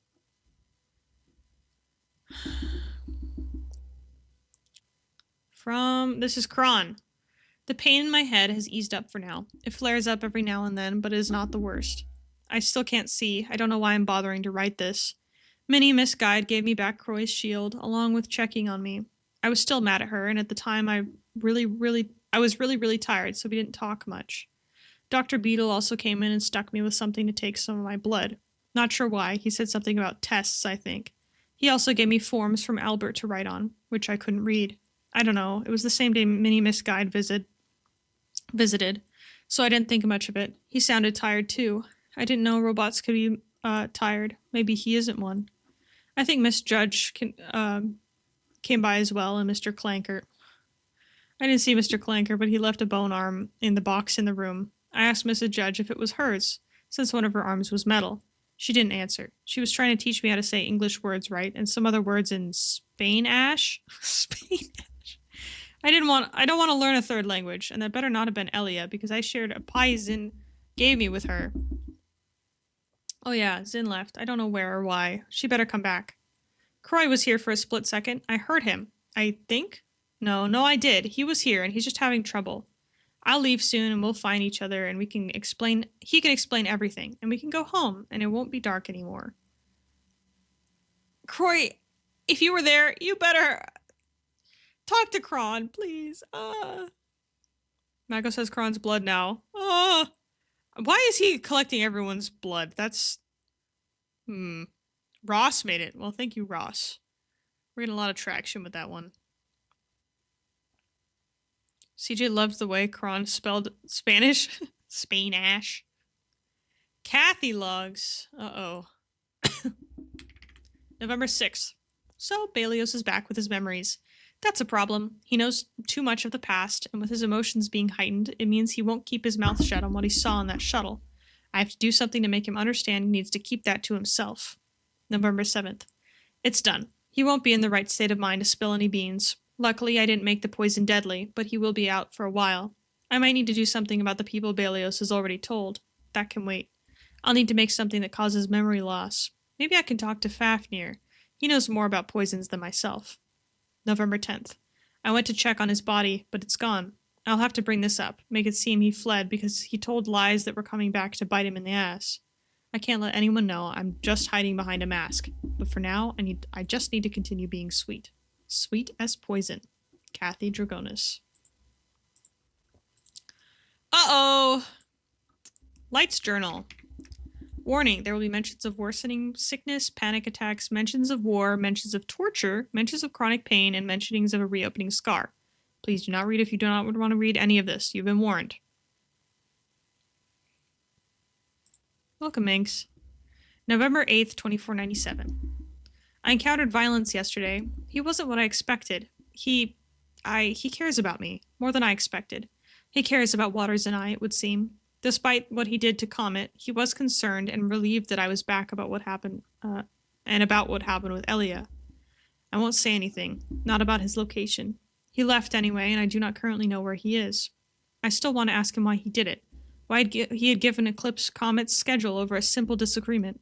Somehow it hurts my heart knowing that he had made himself an enemy for something so petty. Though I have my own mixed feelings on Comet. From what I remember, Comet was someone I didn't know well. Really, I had only met them when they had come to the hospital. They seemed to be quite an annoyance as well. Complaining a lot, protesting when Magos or I had to change their bandages or whenever we checked up on them. We also had an argument when Frog had come back from being missing. While I can't say that I like Comet, it doesn't mean that I want them dead for something as small as a disagreement and an ill temper. I don't know. I might never understand Violence's thoughts and actions. Either way, I wish him the best, and I will hope that he doesn't try to get someone else hurt. 10th day of the 11th month. Well, as of the 15th, most of my memories have returned. I cannot say I'm particularly happy about this. This on top of my sudden decline of health and had an ill effect upon my mind. I had a panic attack, just about tore the room I'm staying in apart due to a mix of my own strength and magic. I had torn a chunk out of my left ear due to a thrown object catching one of my earrings and ripping it out along with a good bit of flesh. A new scar to add to the collection, I suppose. Dr. Magos had to tranquilize me to stop me from hurting myself further. I'm back on pain meds, having missed some dosages while I've got around without most of my memories meant my chronic pain is at its worst. I'm forced to walk around with a cane for a while. I've been getting more visits from the Shadow Man lately. I don't mind. He's pretty much the only reason I'm getting any sleep. I've visited Waters often. I'll just sit there in the room, either writing, singing little melodies to him, or telling him what he's missed while he's still unconscious. I'll have to make a trip to SUNC sometime soon to check the camera feed for any signs of Elia, if anything. Well, on one of my better days, I hope. Miss Kathy had visited me the other day. She acted kind as ever, but I was wary. I had noticed the scent of poison on her, sickly sweet. I gave no sign of noticing the smell. Being tortured once had taught me to keep a very good, unreadable face. I plan on warding my home in the Moon-touched Kingdom. I'll have to make a conduit, something to hold a large chunk of magic to maintain the spell, and likely pass out after doing so when I do, because I do not see my health recovering fast anytime soon. The scar on my neck had reopened during my panic attack. It's all right now, bandaged up at the least. It certainly aches like it did right after I had gotten it the first time. Never mind. I intend to get back to work as soon as my health has been cleared. I hate not doing anything. I'll likely stress bake in the meantime. I need something to do before I drive myself up a wall. And before I lose my patience and punch Okul to knock her the fuck out so she can stop screaming and yelling. What a temper tantrum throwing whiny child of a woman. The 11th day of the 11th month. I've warded my home, passed out for a couple days after doing so, but it is done. Dr. Magos was, of course, displeased that I had extended such magic while in a frail condition. But it was worth his disappointment. I've continued to visit Waters, mostly just sitting with him and keeping him company. Sometimes I fall asleep there. I hope he recovers soon. In other news, I have recovered enough to start working again. Nothing strenuous, of course, but it is work. It is something I can do to distract myself from all of the memories. I'm about to punch Okul in the face if she continues to keep yelling. A list of those who are allowed to pass my wards without question and permission. Waters, Frog, Magos, in case of medical need. A list of those who need permission to pass the ward. Kathy, Balios, mostly everyone else on Solace. Completely banned, Okul, Okana, Elia. I wonder if it would affect Freya, since she's not really technically a physical being. I mean, she has a physical form, but like, she doesn't need it. I guess because it's like magic, I don't know if that would affect her at all. I visited Kron. They were speaking with Mira at the time, and I just watched near the door. Neither saw me. I had to stop myself from laughing at Kron's question related to that skeleton arm left by Lynx in the chest in their room. Poor Mira had a look of horror on her face. I'm surprised she did not take it or report it to the hospital staff. When she left, I stayed, and Kron heard me a moment. They started crying. I had to reassure them, tell them I was there, that I was okay, that I was just having a bit of trouble, and that I would not leave. They stopped hearing me after that, and they cried more. I'm with them now. They're scratching at their eyes again, mask on the bed. Dirt and scabs came off in their hands and under their fingernails. I can't even hug them. They'll be okay. I'm staying here, even though I hate these buildings. If light comes in, so be it. I cannot leave Kron again. I cannot abandon them. What sort of father does that?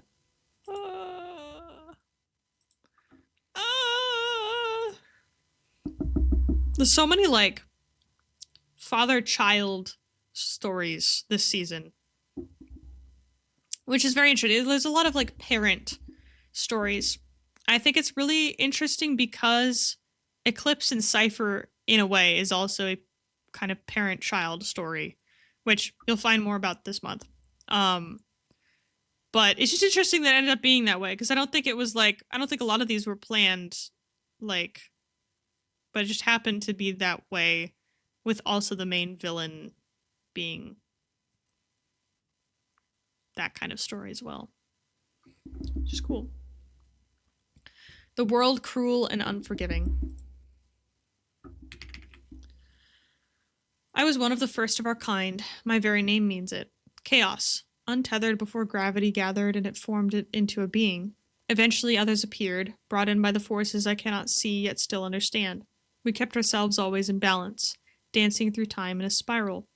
Yet one dared to tip the scale in her favor. The weakest of us were the first to be consumed, no matter how hard I tried to protect them.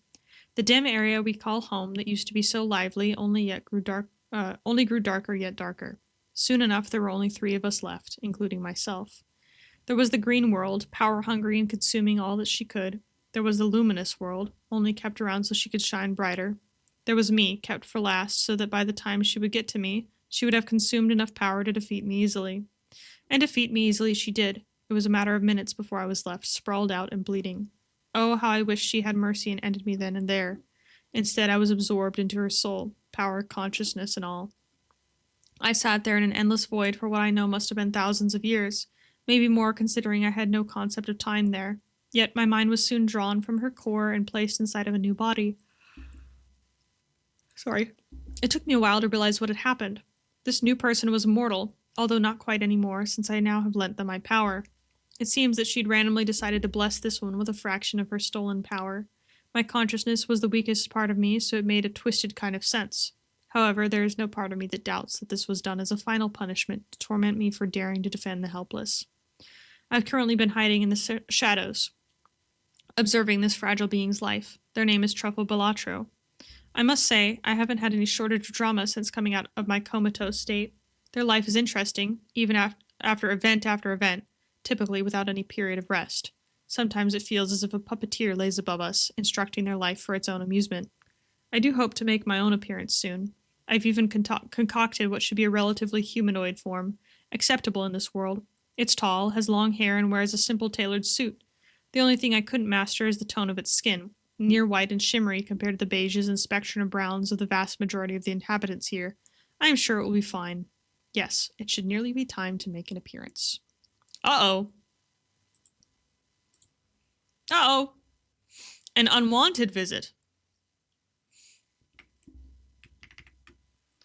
Belios had dropped beside the table. It took a few days before his body had the strength to cocoon itself.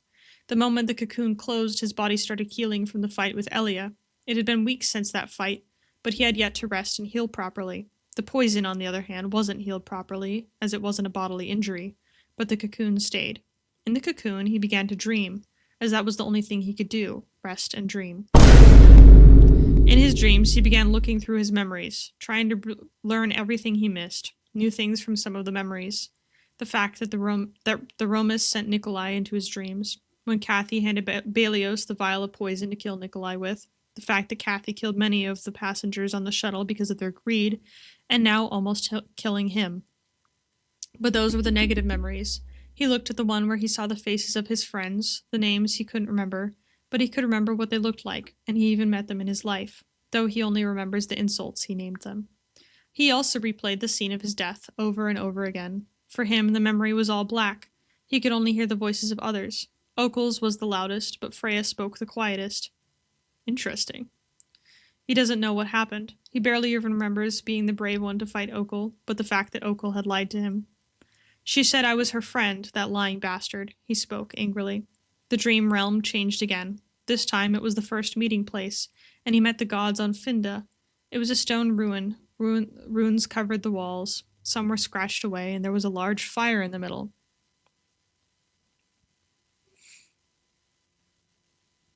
This is fire. Belios stepped closer to the fire before speaking again. So is this just how you all talk to me? Figures in my mind or just in my dreams? We can't physically be on Solace, so we have other ways of communicating. A sweet voice came through as a tall, slim figure, one of Sethos, the god of time, stepped out from a stone pillar and stepped to the fire. The other gods also stepped forward.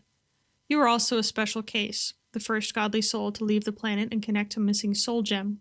Venos, the god of war, spoke, his voice deep but not unkind. I wouldn't have to connect the soul gems if you had all revived both of them, Belios spoke, glaring at them all. We know, but it's not fun stabbing and poking a body to find another soul gem, the Watcher God of Knowledge added. Not everything is known to the gods. I don't even know. I simply have all knowledge of the world that has already been known, and the placement of a secondary soul gem is unknown to gods and mortals. But that is not why we're here, Belios. Sethos has finally agreed that you need to finally master your abilities, and since you're a special case, you have to master 3 trials, 1 for each of your abilities. Romus spoke, speaking in a voice that was the opposite of talking about a death sentence. Wait, you want me to do what? The trials are on Finda, and last I checked, I can't leave the planet. I'm not in a state to leave. Belios spoke, annoyed. We'll let you heal first and get your thoughts in the right place before we bring you home, Malice spoke. He seemed to be the only civil-minded person except Sethos. Goddamn, I don't have a choice, do I? Belios asked. No, half of the gods spoke at once. Fine, just let me handle my own things first. I need to heal before I do any stupid trials, Belios said before turning around and kicking the others out of his dream. He went back to watching the memories of the past. Some were fuzzy, some gone, others clear as day, but he just watched. Interesting. Journal entry. This is Zilangsu. He's here. Maybe he won't see me. I hope. I'm currently in my basement behind the shelf that is a secret room. I'm actually scared for once, or maybe I'm not. I can't tell. They hurt me. I'm different now, but maybe that's good. But I don't like feeling emotions now. It's too overwhelming. I believe he won't find me, maybe, although he's getting closer. He found me. I'm writing this as we make eye contact. If I stop writing, it means I don't make it. Maybe he will put the details for me. Maybe my killer will finish up my journal. Choked, maybe drowned. You will never find out. Find him. I bet you never will. He's gone now. This is Greg. So he did finish the he did finish the journal. How considerate.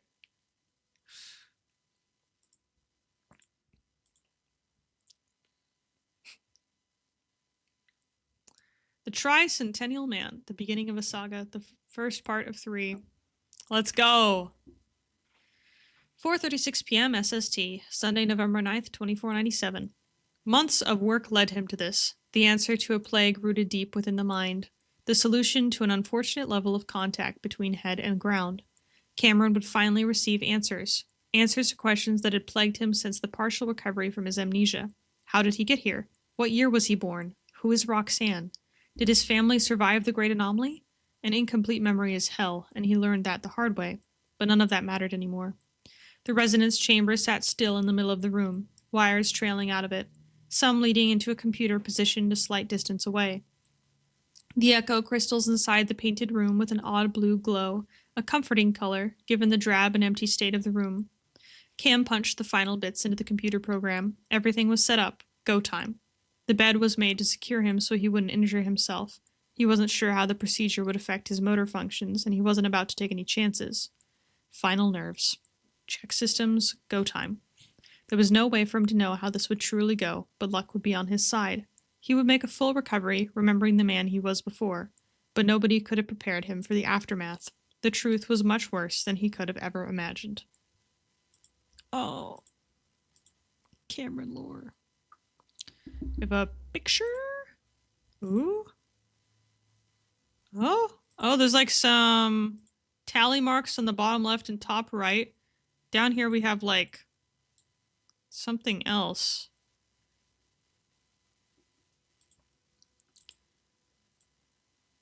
And 2 people. Next Friday is going to be the crazy bedside. Oh, beside of the crash landing, there are some major lures. Nice. Morse code is oh, where's the Morse code?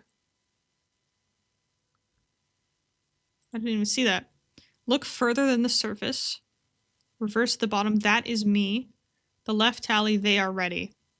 Right tally is they wait F. The tally stop after F as if it cut off. Interesting. Interesting. The image name translates to smart to look. This is me. Alex is making me point this out. Interesting.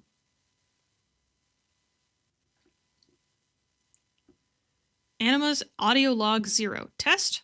For this character, I'm going to try to make audio logs, and this log is for a test for that. Please enjoy. I don't have the time to waste writing records of my thoughts and progress, so I'll be making audio logs while I work on my projects. Like currently, I'm making this log as I begin research on the song and myself.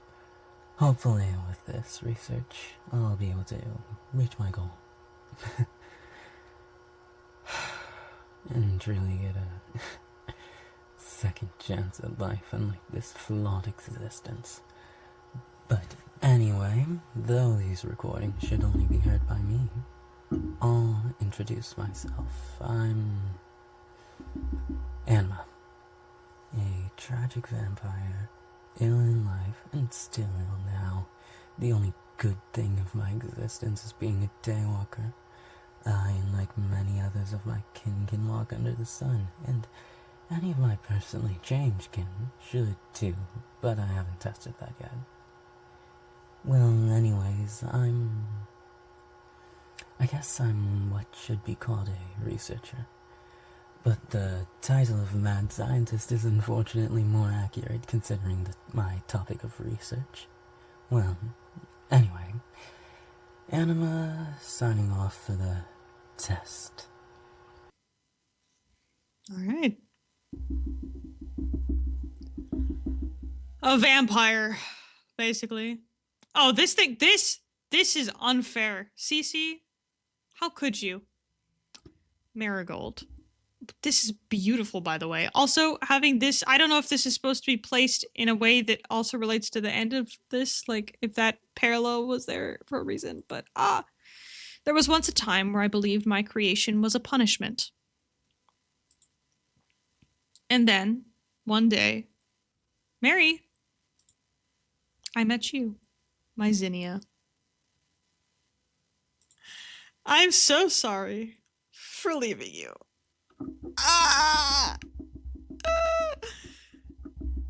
Poor Zinnia. The pink flower is a Zinnia flower.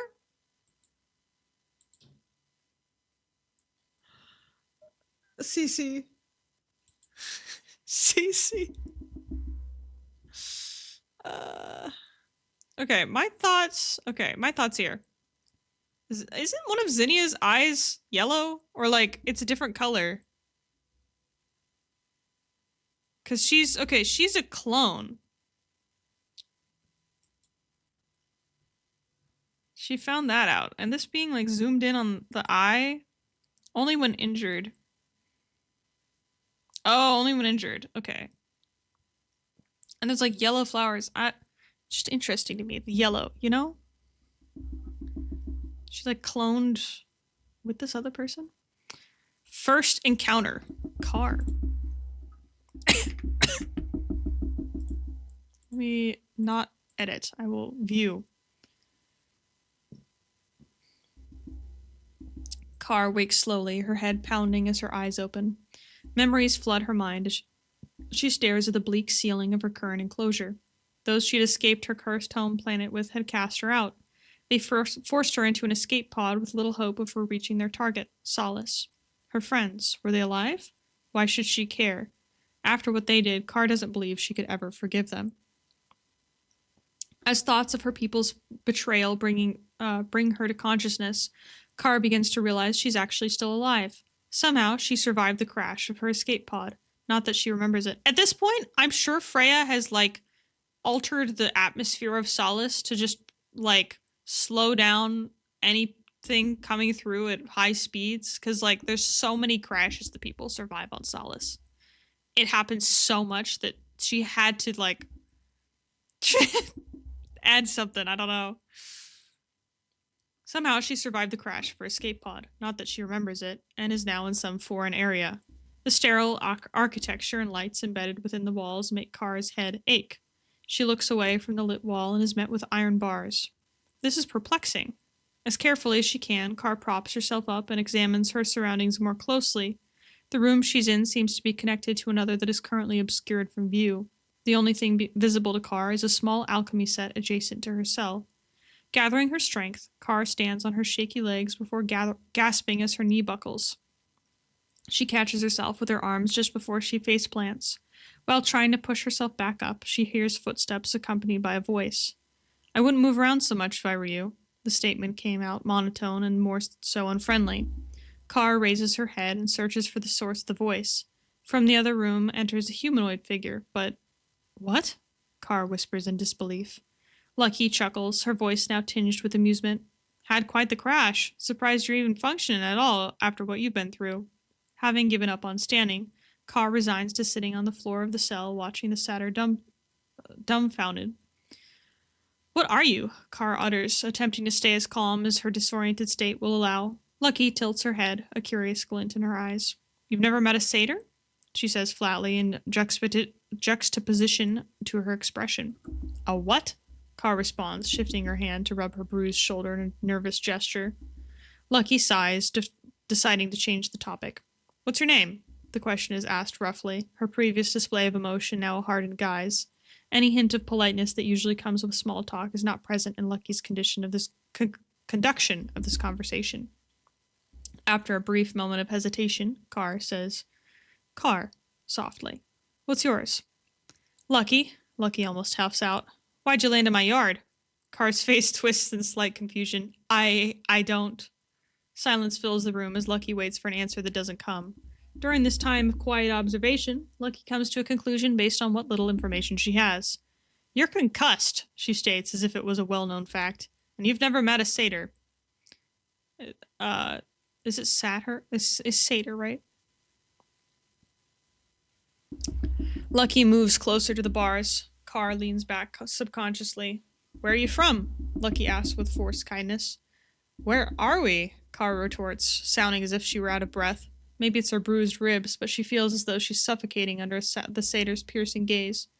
"Solace," Lucky answers, that feigned nicety having vanished. Kara takes a deep breath, wincing as her chest expands painfully with her inhale. She had made it. "I'm from a different planet. We just call it home," Kara explains. "I was with a group of other people, and they launched me towards Solace after an altercation." "An altercation?" Lucky questions. Kara doesn't elaborate, holding eye contact in an attempt to assert some semblance of control in this encounter.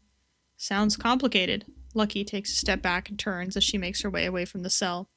"Why am I in a cell?" Kara blurts out, making Lucky pause. Kara's heart is racing, but she swallows the feeling of panic down. "You may be dangerous. Can't have some stranger ruining what I'm doing." And that is what you're doing that a wounded... And what is it that you're doing that a wounded, concussed human would ruin? Kara shoots back quite fast for her current state. She sits up straight as the challenge escapes her lips. Lucky chuckles as she resumes her journey to the alchemy set across the room. "Oh, you're interesting. I may have a use for you." Amazing. 10 out of 10. Alright, from this new account called Divinity and Obscenity. Obscenity? I don't even remember how to say that.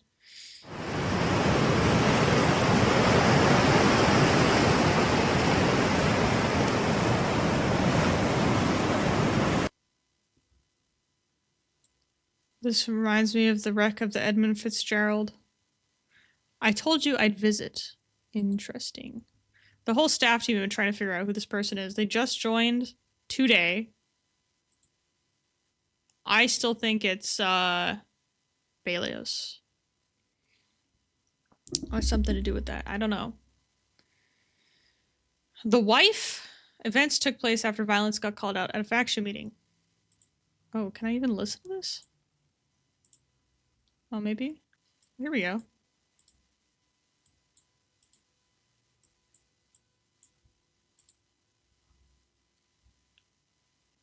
Oh wait, you can't. Hold on, hold on, hold on, hold on, hold on. You can't hear it because it's coming out of a different thing. Can I? Damn it! Hold on. Need to change my app settings for audio.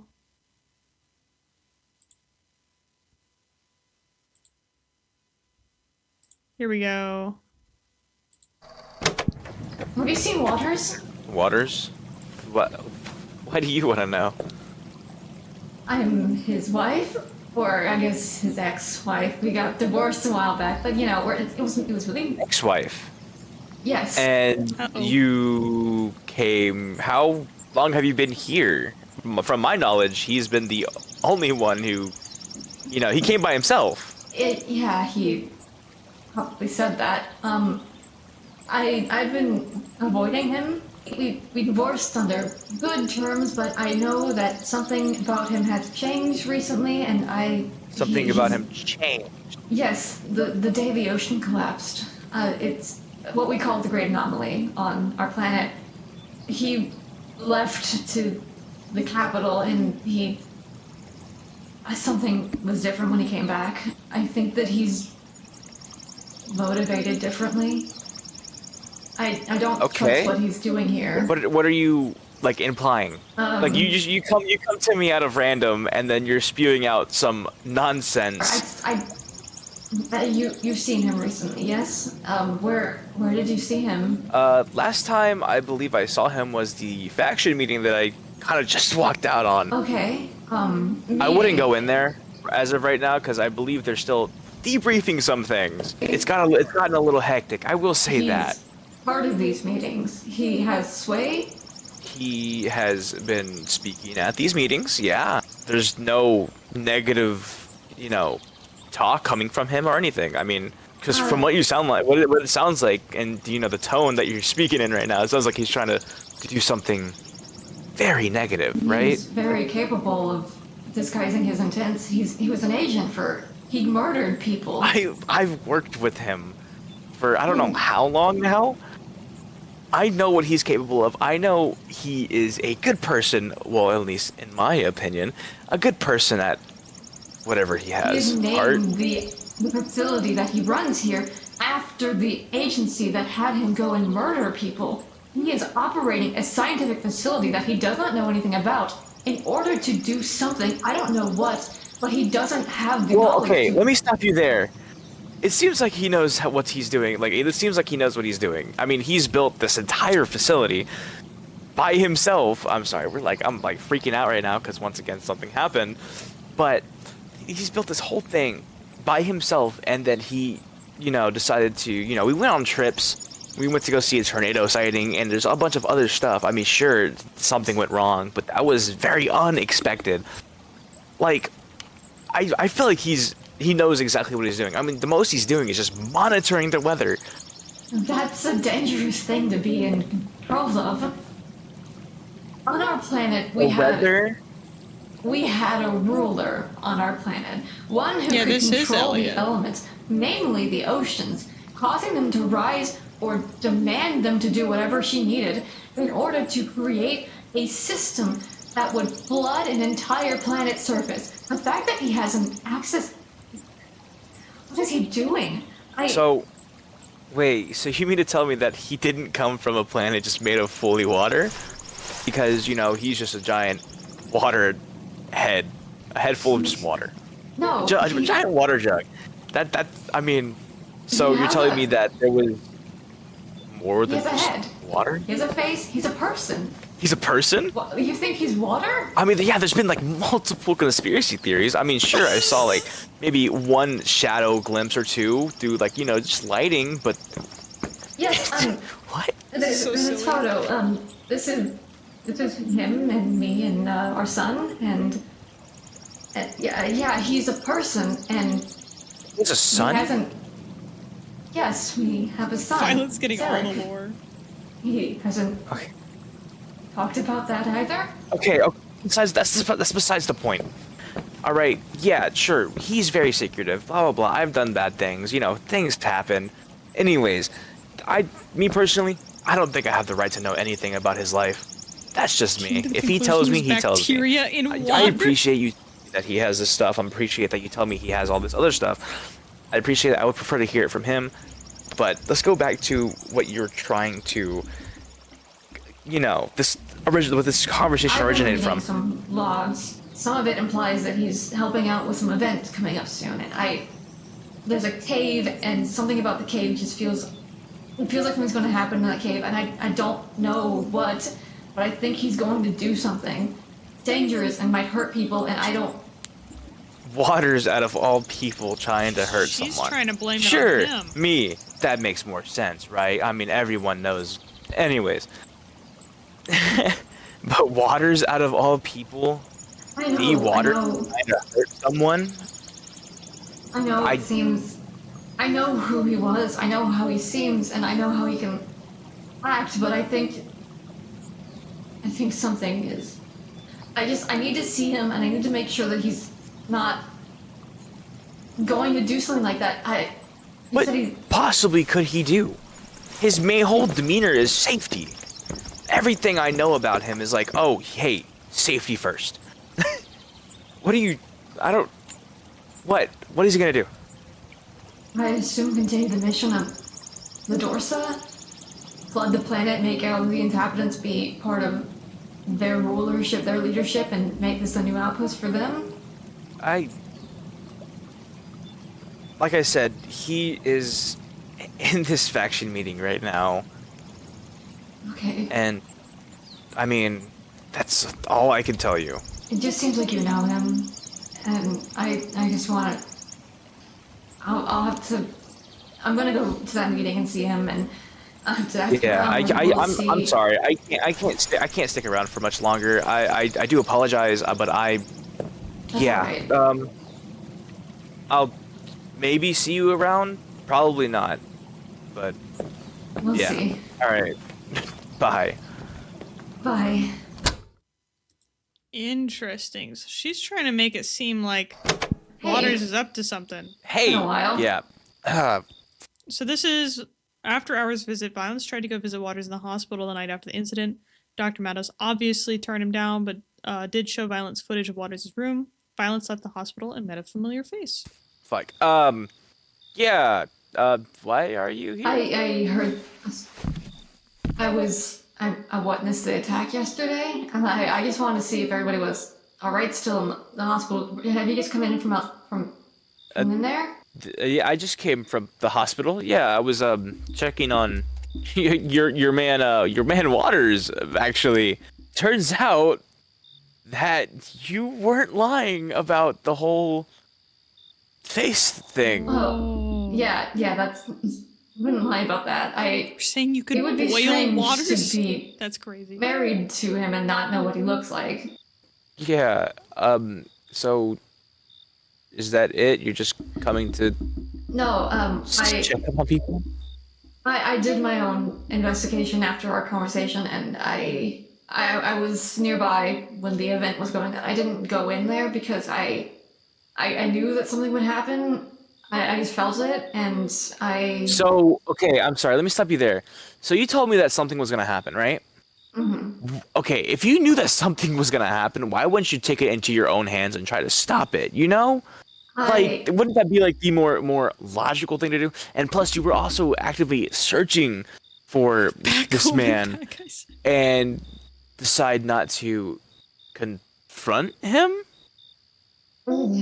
Pretty soon after everything went down, he was elusive. He was looking for people. Like, somebody went missing, and I believe Yeah. he went searching, and the facility was locked down. I couldn't go in there and see him. I don't know if he was in there at all at any point. And then So I you don't know know where any the of the facility is? leaders. There's a sign on the billboard with the coordinates of Right. it. You're right. My bad. Sorry. Anyways, You didn't seem to believe me, and I didn't know who else I can go search for. I don't know this. well, I mean, I don't think. I mean, I believe you, kind of, about, him being having a face and all of that, because, obviously I saw it. But if this whole event, right? You said that you were worried about him doing something and all this, injuring people. Why would he go through all that trouble just to get hurt himself? It presents him as not being perpetrator of it. He will do an act like that and convince the planet that he can defend it better if they give him the opening to. And obviously, being somebody who's injured makes him relieve him of any suspicion that he was the So one who you're perpetrated trying, it. you're painting manipulation on this. Like, who's to say you're not the delusional one, right? Who's to say you weren't the one who actually had something happen and go wrong, right? That isn't a perspective that you can take to it. You don't know me. I'm aware I don't know you, but I know Waters, and Waters, he wouldn't put himself in immediate It danger. is kind of like him to do things like this. He has been doing so many terrible things for so long. I can't imagine he can easily bounce back from that. And I don't know. Is there somebody? Is there somebody I can get another perspective? I know that you have your own. She's an opinion, evil, but I wanna know manipulative that ex, once you know alright. him, that I can. If I can What are convince you myself What are you trying to achieve out of talking to these people? I guess to find out if I'm being delusional or not. I don't know. It's been 6 years since I last saw him. I don't know if I know him really, and I need to know if he's changed for the better, or if he changed for the worse, and then I can see him again and know Well, that I. okay. You could, I guess, if you want, you can go in there and just ask Dr. Magos himself. Okay. Magos? I'll remember that. Is there something distinct I should look for? I don't. Who Like, what do you is- mean? Like what does he look like? I don't know. I don't know Oh, what it's you. just this robot man. He's not a robot, but I mean, he's just huge on tech. Let's just go with that. Okay. He's the main doctor. He's like All right. probably the only that I know of. Okay. I will go for that then. If not him, then Light. But I don't know what Light's up to. Thank you. I will do that. I hope that you're right. I hope that he really hasn't changed in that way, but I can never know. I'm sure I'm right. I'm confident. I can't be here for much longer. I'm sorry. I gotta go. Okay. I'll see you if I see you. Maybe, I guess. It seems like you just keep popping up out of nowhere. Well, you keep appearing in places that are so public. I don't know what to tell you. All right. See ya. Bye. Violence just not buying any of this is so funny to me. I just realized I had the music playing that whole time. I'm so sorry. Outgoing transmission from the SUNC scientific facility. There is radio static, and the stars lit up at night like burning, radiant lanterns plummeting to the shore. It is the crash that creates everything anew, that builds the world and protects it eternally. There were stars no more. They were our beginning, and they will be your end. Cached files detected in frequency. Oh. It's a Google Drive folder. File path 1. And alien violence meetings. Oh, Wave Seeker. That last plan to grab Elderic was a bust. I do have other options, but they are much less pretty. I've talked to the clown. As much as I distaste his presence, he does provide information, whether intentional or not. He claims to respect Elderic. He doesn't even know why. He doesn't even know him. He thought he was actually water. Isn't that just ridiculous? Oh, it's light, violence, Magos? Uh-oh. As I expected, Elderic acted like a fool, drinking in all that poison just to help others before himself. He's still being held in the hospital, and thanks to that clown, I have 2 faces I can use now to get to him. No! I forgot she can do that. Oh. There's some code here. And this is the hospital layout. Oh no. Elia, disguised as Waters' ex-wife, approaches Violence after the faction meeting. Disguised as Waters' isn't Elia actually his ex-wife? Anyway, where it was revealed that he sent Eclipse. Okay, wait. These are the things we already listened to.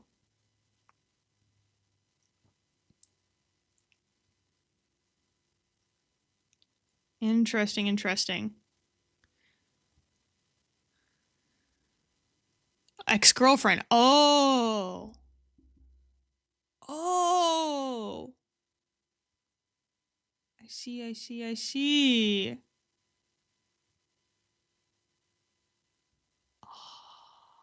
That's messed up. And this is from outside the hospital. That's messed up. Did anyone... Oh. Did anyone get the message thing? Because there's a thing here. I don't know what the heck that could be. No, Mika. Bad. It's continuity to connect the audios confirmed her. I see, I see. It's in lore discussion. Okay, cool.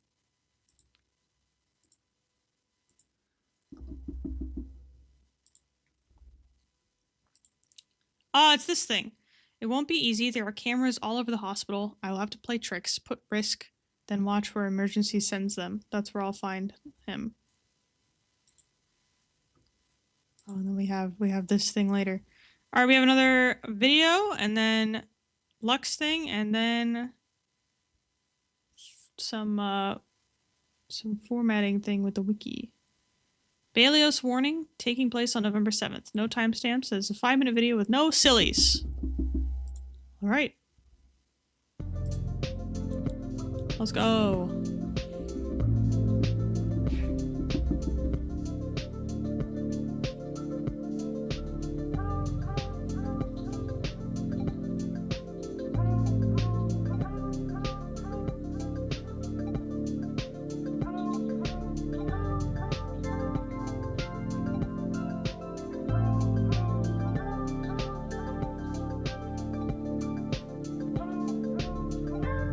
Frogs.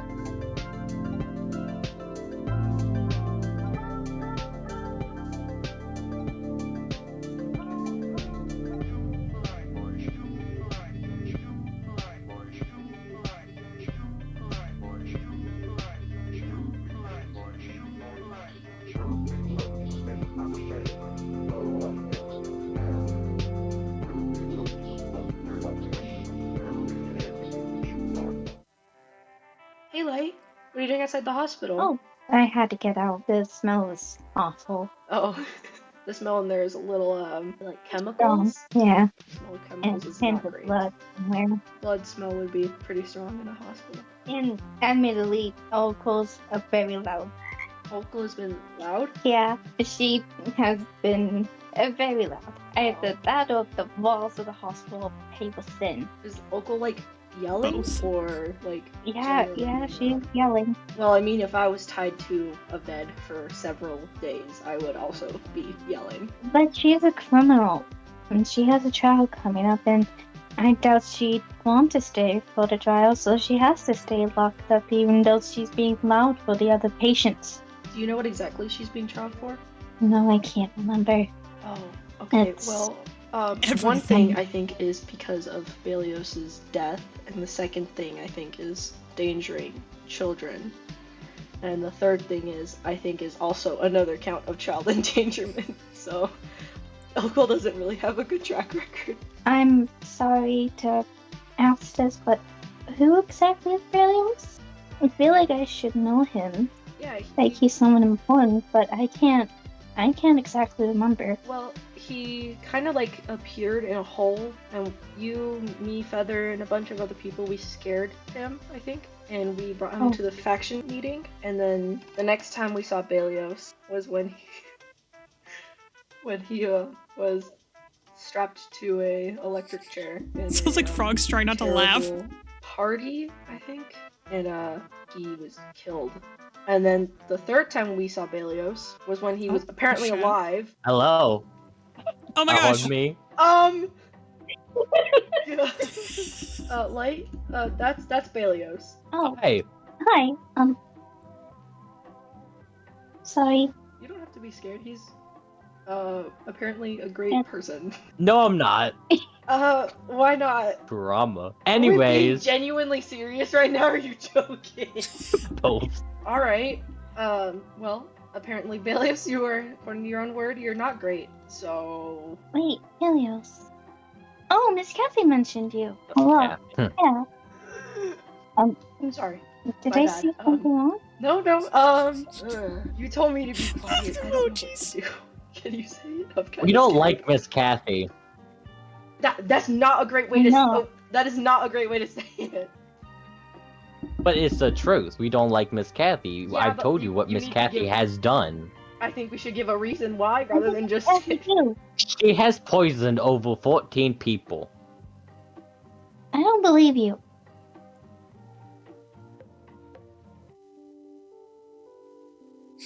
I don't have a response for that. I don't know how to. Do I... Man, if Um, only Kathy didn't throw the skeletons into those space. She has poisoned people. She's not good. So speaking of evil people, I have a question for you. So when we first met you after you came back to life, you kind of said that your only best friend was Okul. Is that still true, or have you like changed your mind, or What's a warden's weakness? lol? No. She's already being tried. Oh, yeah, Oh. no. She's under Frog was arrest. like, She's oh yeah, let me in tell the you. hospital, restrained. I just Please. want some payback. But She yeah, can you- come back to life. The gods can resurrect her. It doesn't matter. I think only you Please remove can. me. I don't think Please anybody remove else me. can. Oh, My gods resurrect me and then abandon me. I don't give two. I will kill Okul. Mark my words. Okul will pay for what she did to me. Let's leave Belios alone. I that wasn't think. an effect. He Yeah. could just do that. Do you want to go back to the hospital, or? Hey guys, would you like to hear about your car's extended warranty? Remember to like and subscribe, everyone.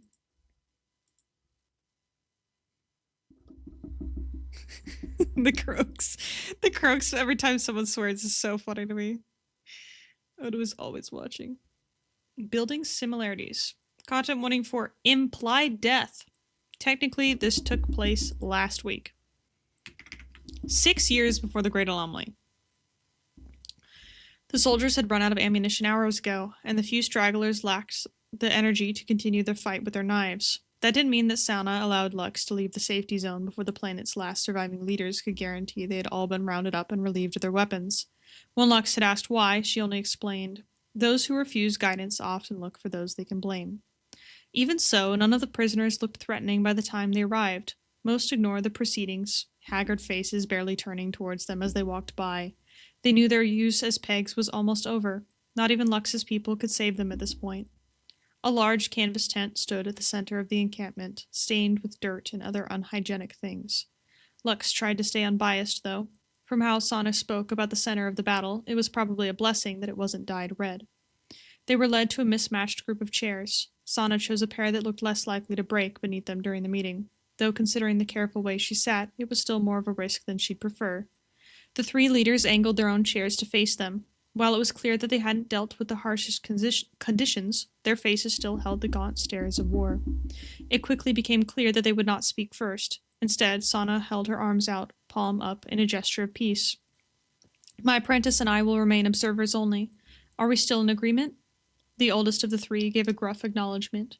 "You lot have been nothing but pebbles in our shoes. Why should we care if you fail to act now?" A hand ran through his matted beard, a nervous habit of his if Lux remembered their lessons correctly. Sana showed no indication of emotion. If it weren't for Lux, she probably wouldn't have returned at all. This was merely a lesson, she had explained before they left the shuffle. The fate of the planet had already been decided, and all they could do now was watch it implode.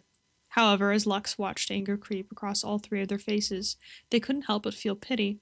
It had been the leader's choice to ignore Sana and the other guides, yes, but they still wondered if it would have turned out differently if a different group had risen to power.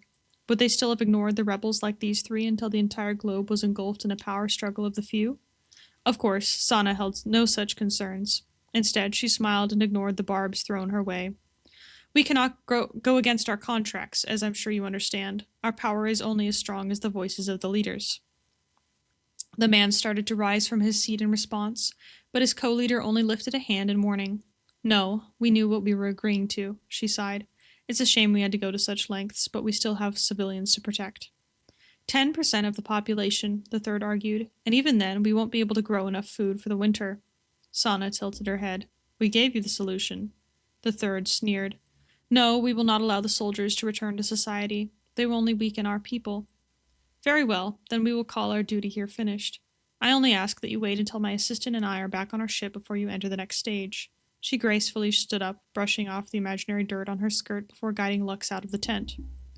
Lux didn't speak until they were far enough from the others that no one could hear them. Are they going to kill all the soldiers? Yes, even their own. A waste of life, but they refuse to unlearn their long-held beliefs even now that it will kill them. Sana looked back at them. Do you know why we couldn't force them to change? Lux bit their lip and looked away. I want to understand. Sana helped them onto the platform. And that is why this lesson must be learned early. Our missions are impossible to accomplish in the short term. The planet wanted a miracle without a single change on their part, and they will all suffer because of it. I don't know if I would ever like it, they admitted. No one enjoys it, but our emotions cannot control our response. If we had allowed our people to die here, nothing would have changed. She entered the code to close the outer doors. Remember, it's not worth sacrificing yourself for the impossible. A piercing scream rang out from outside before the doors sealed them in. Neither of them acknowledged what was starting beyond their view. Lux refilled the food bowl they had placed in the court lobby a few days earlier. This is present day, by the way.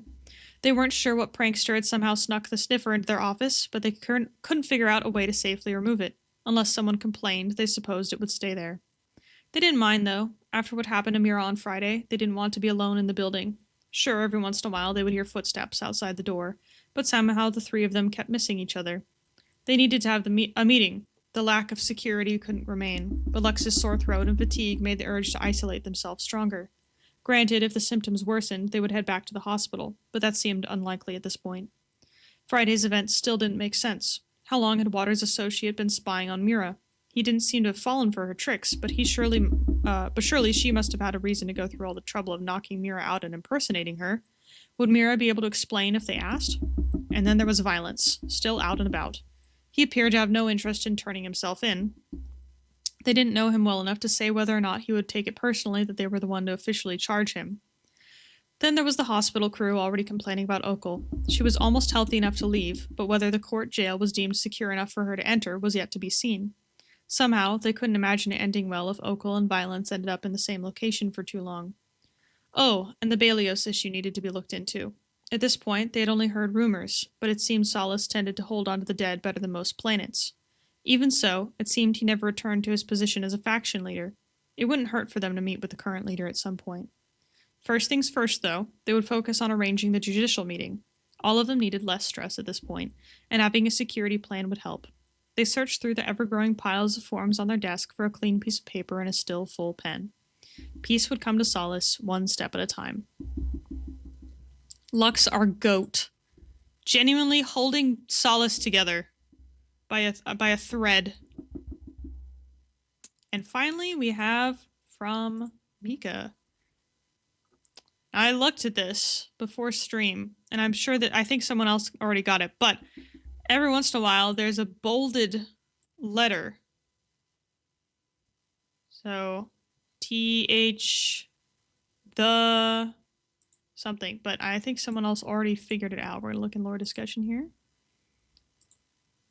They lie, we are tapped. Ooh, tapped or trapped?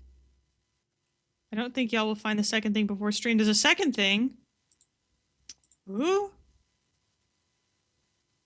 Police. Oh! Found you, Dante. This is probably like something. What is this? Cipher decoder.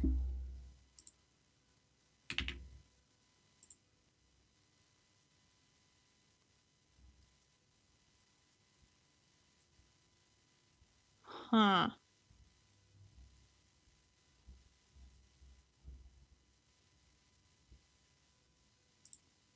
I don't know what that could be.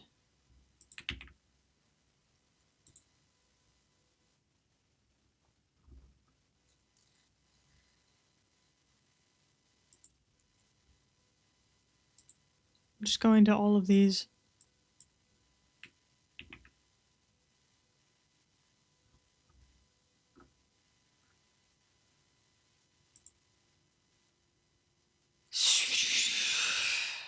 What is this? I will find you. Thank you. It's I will find you. Found you, Dante. I will find you.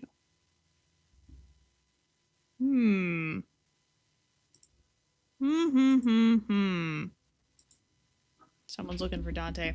Don't you dare separate Dante and Mira. I will kill you, Mika. I love them too much.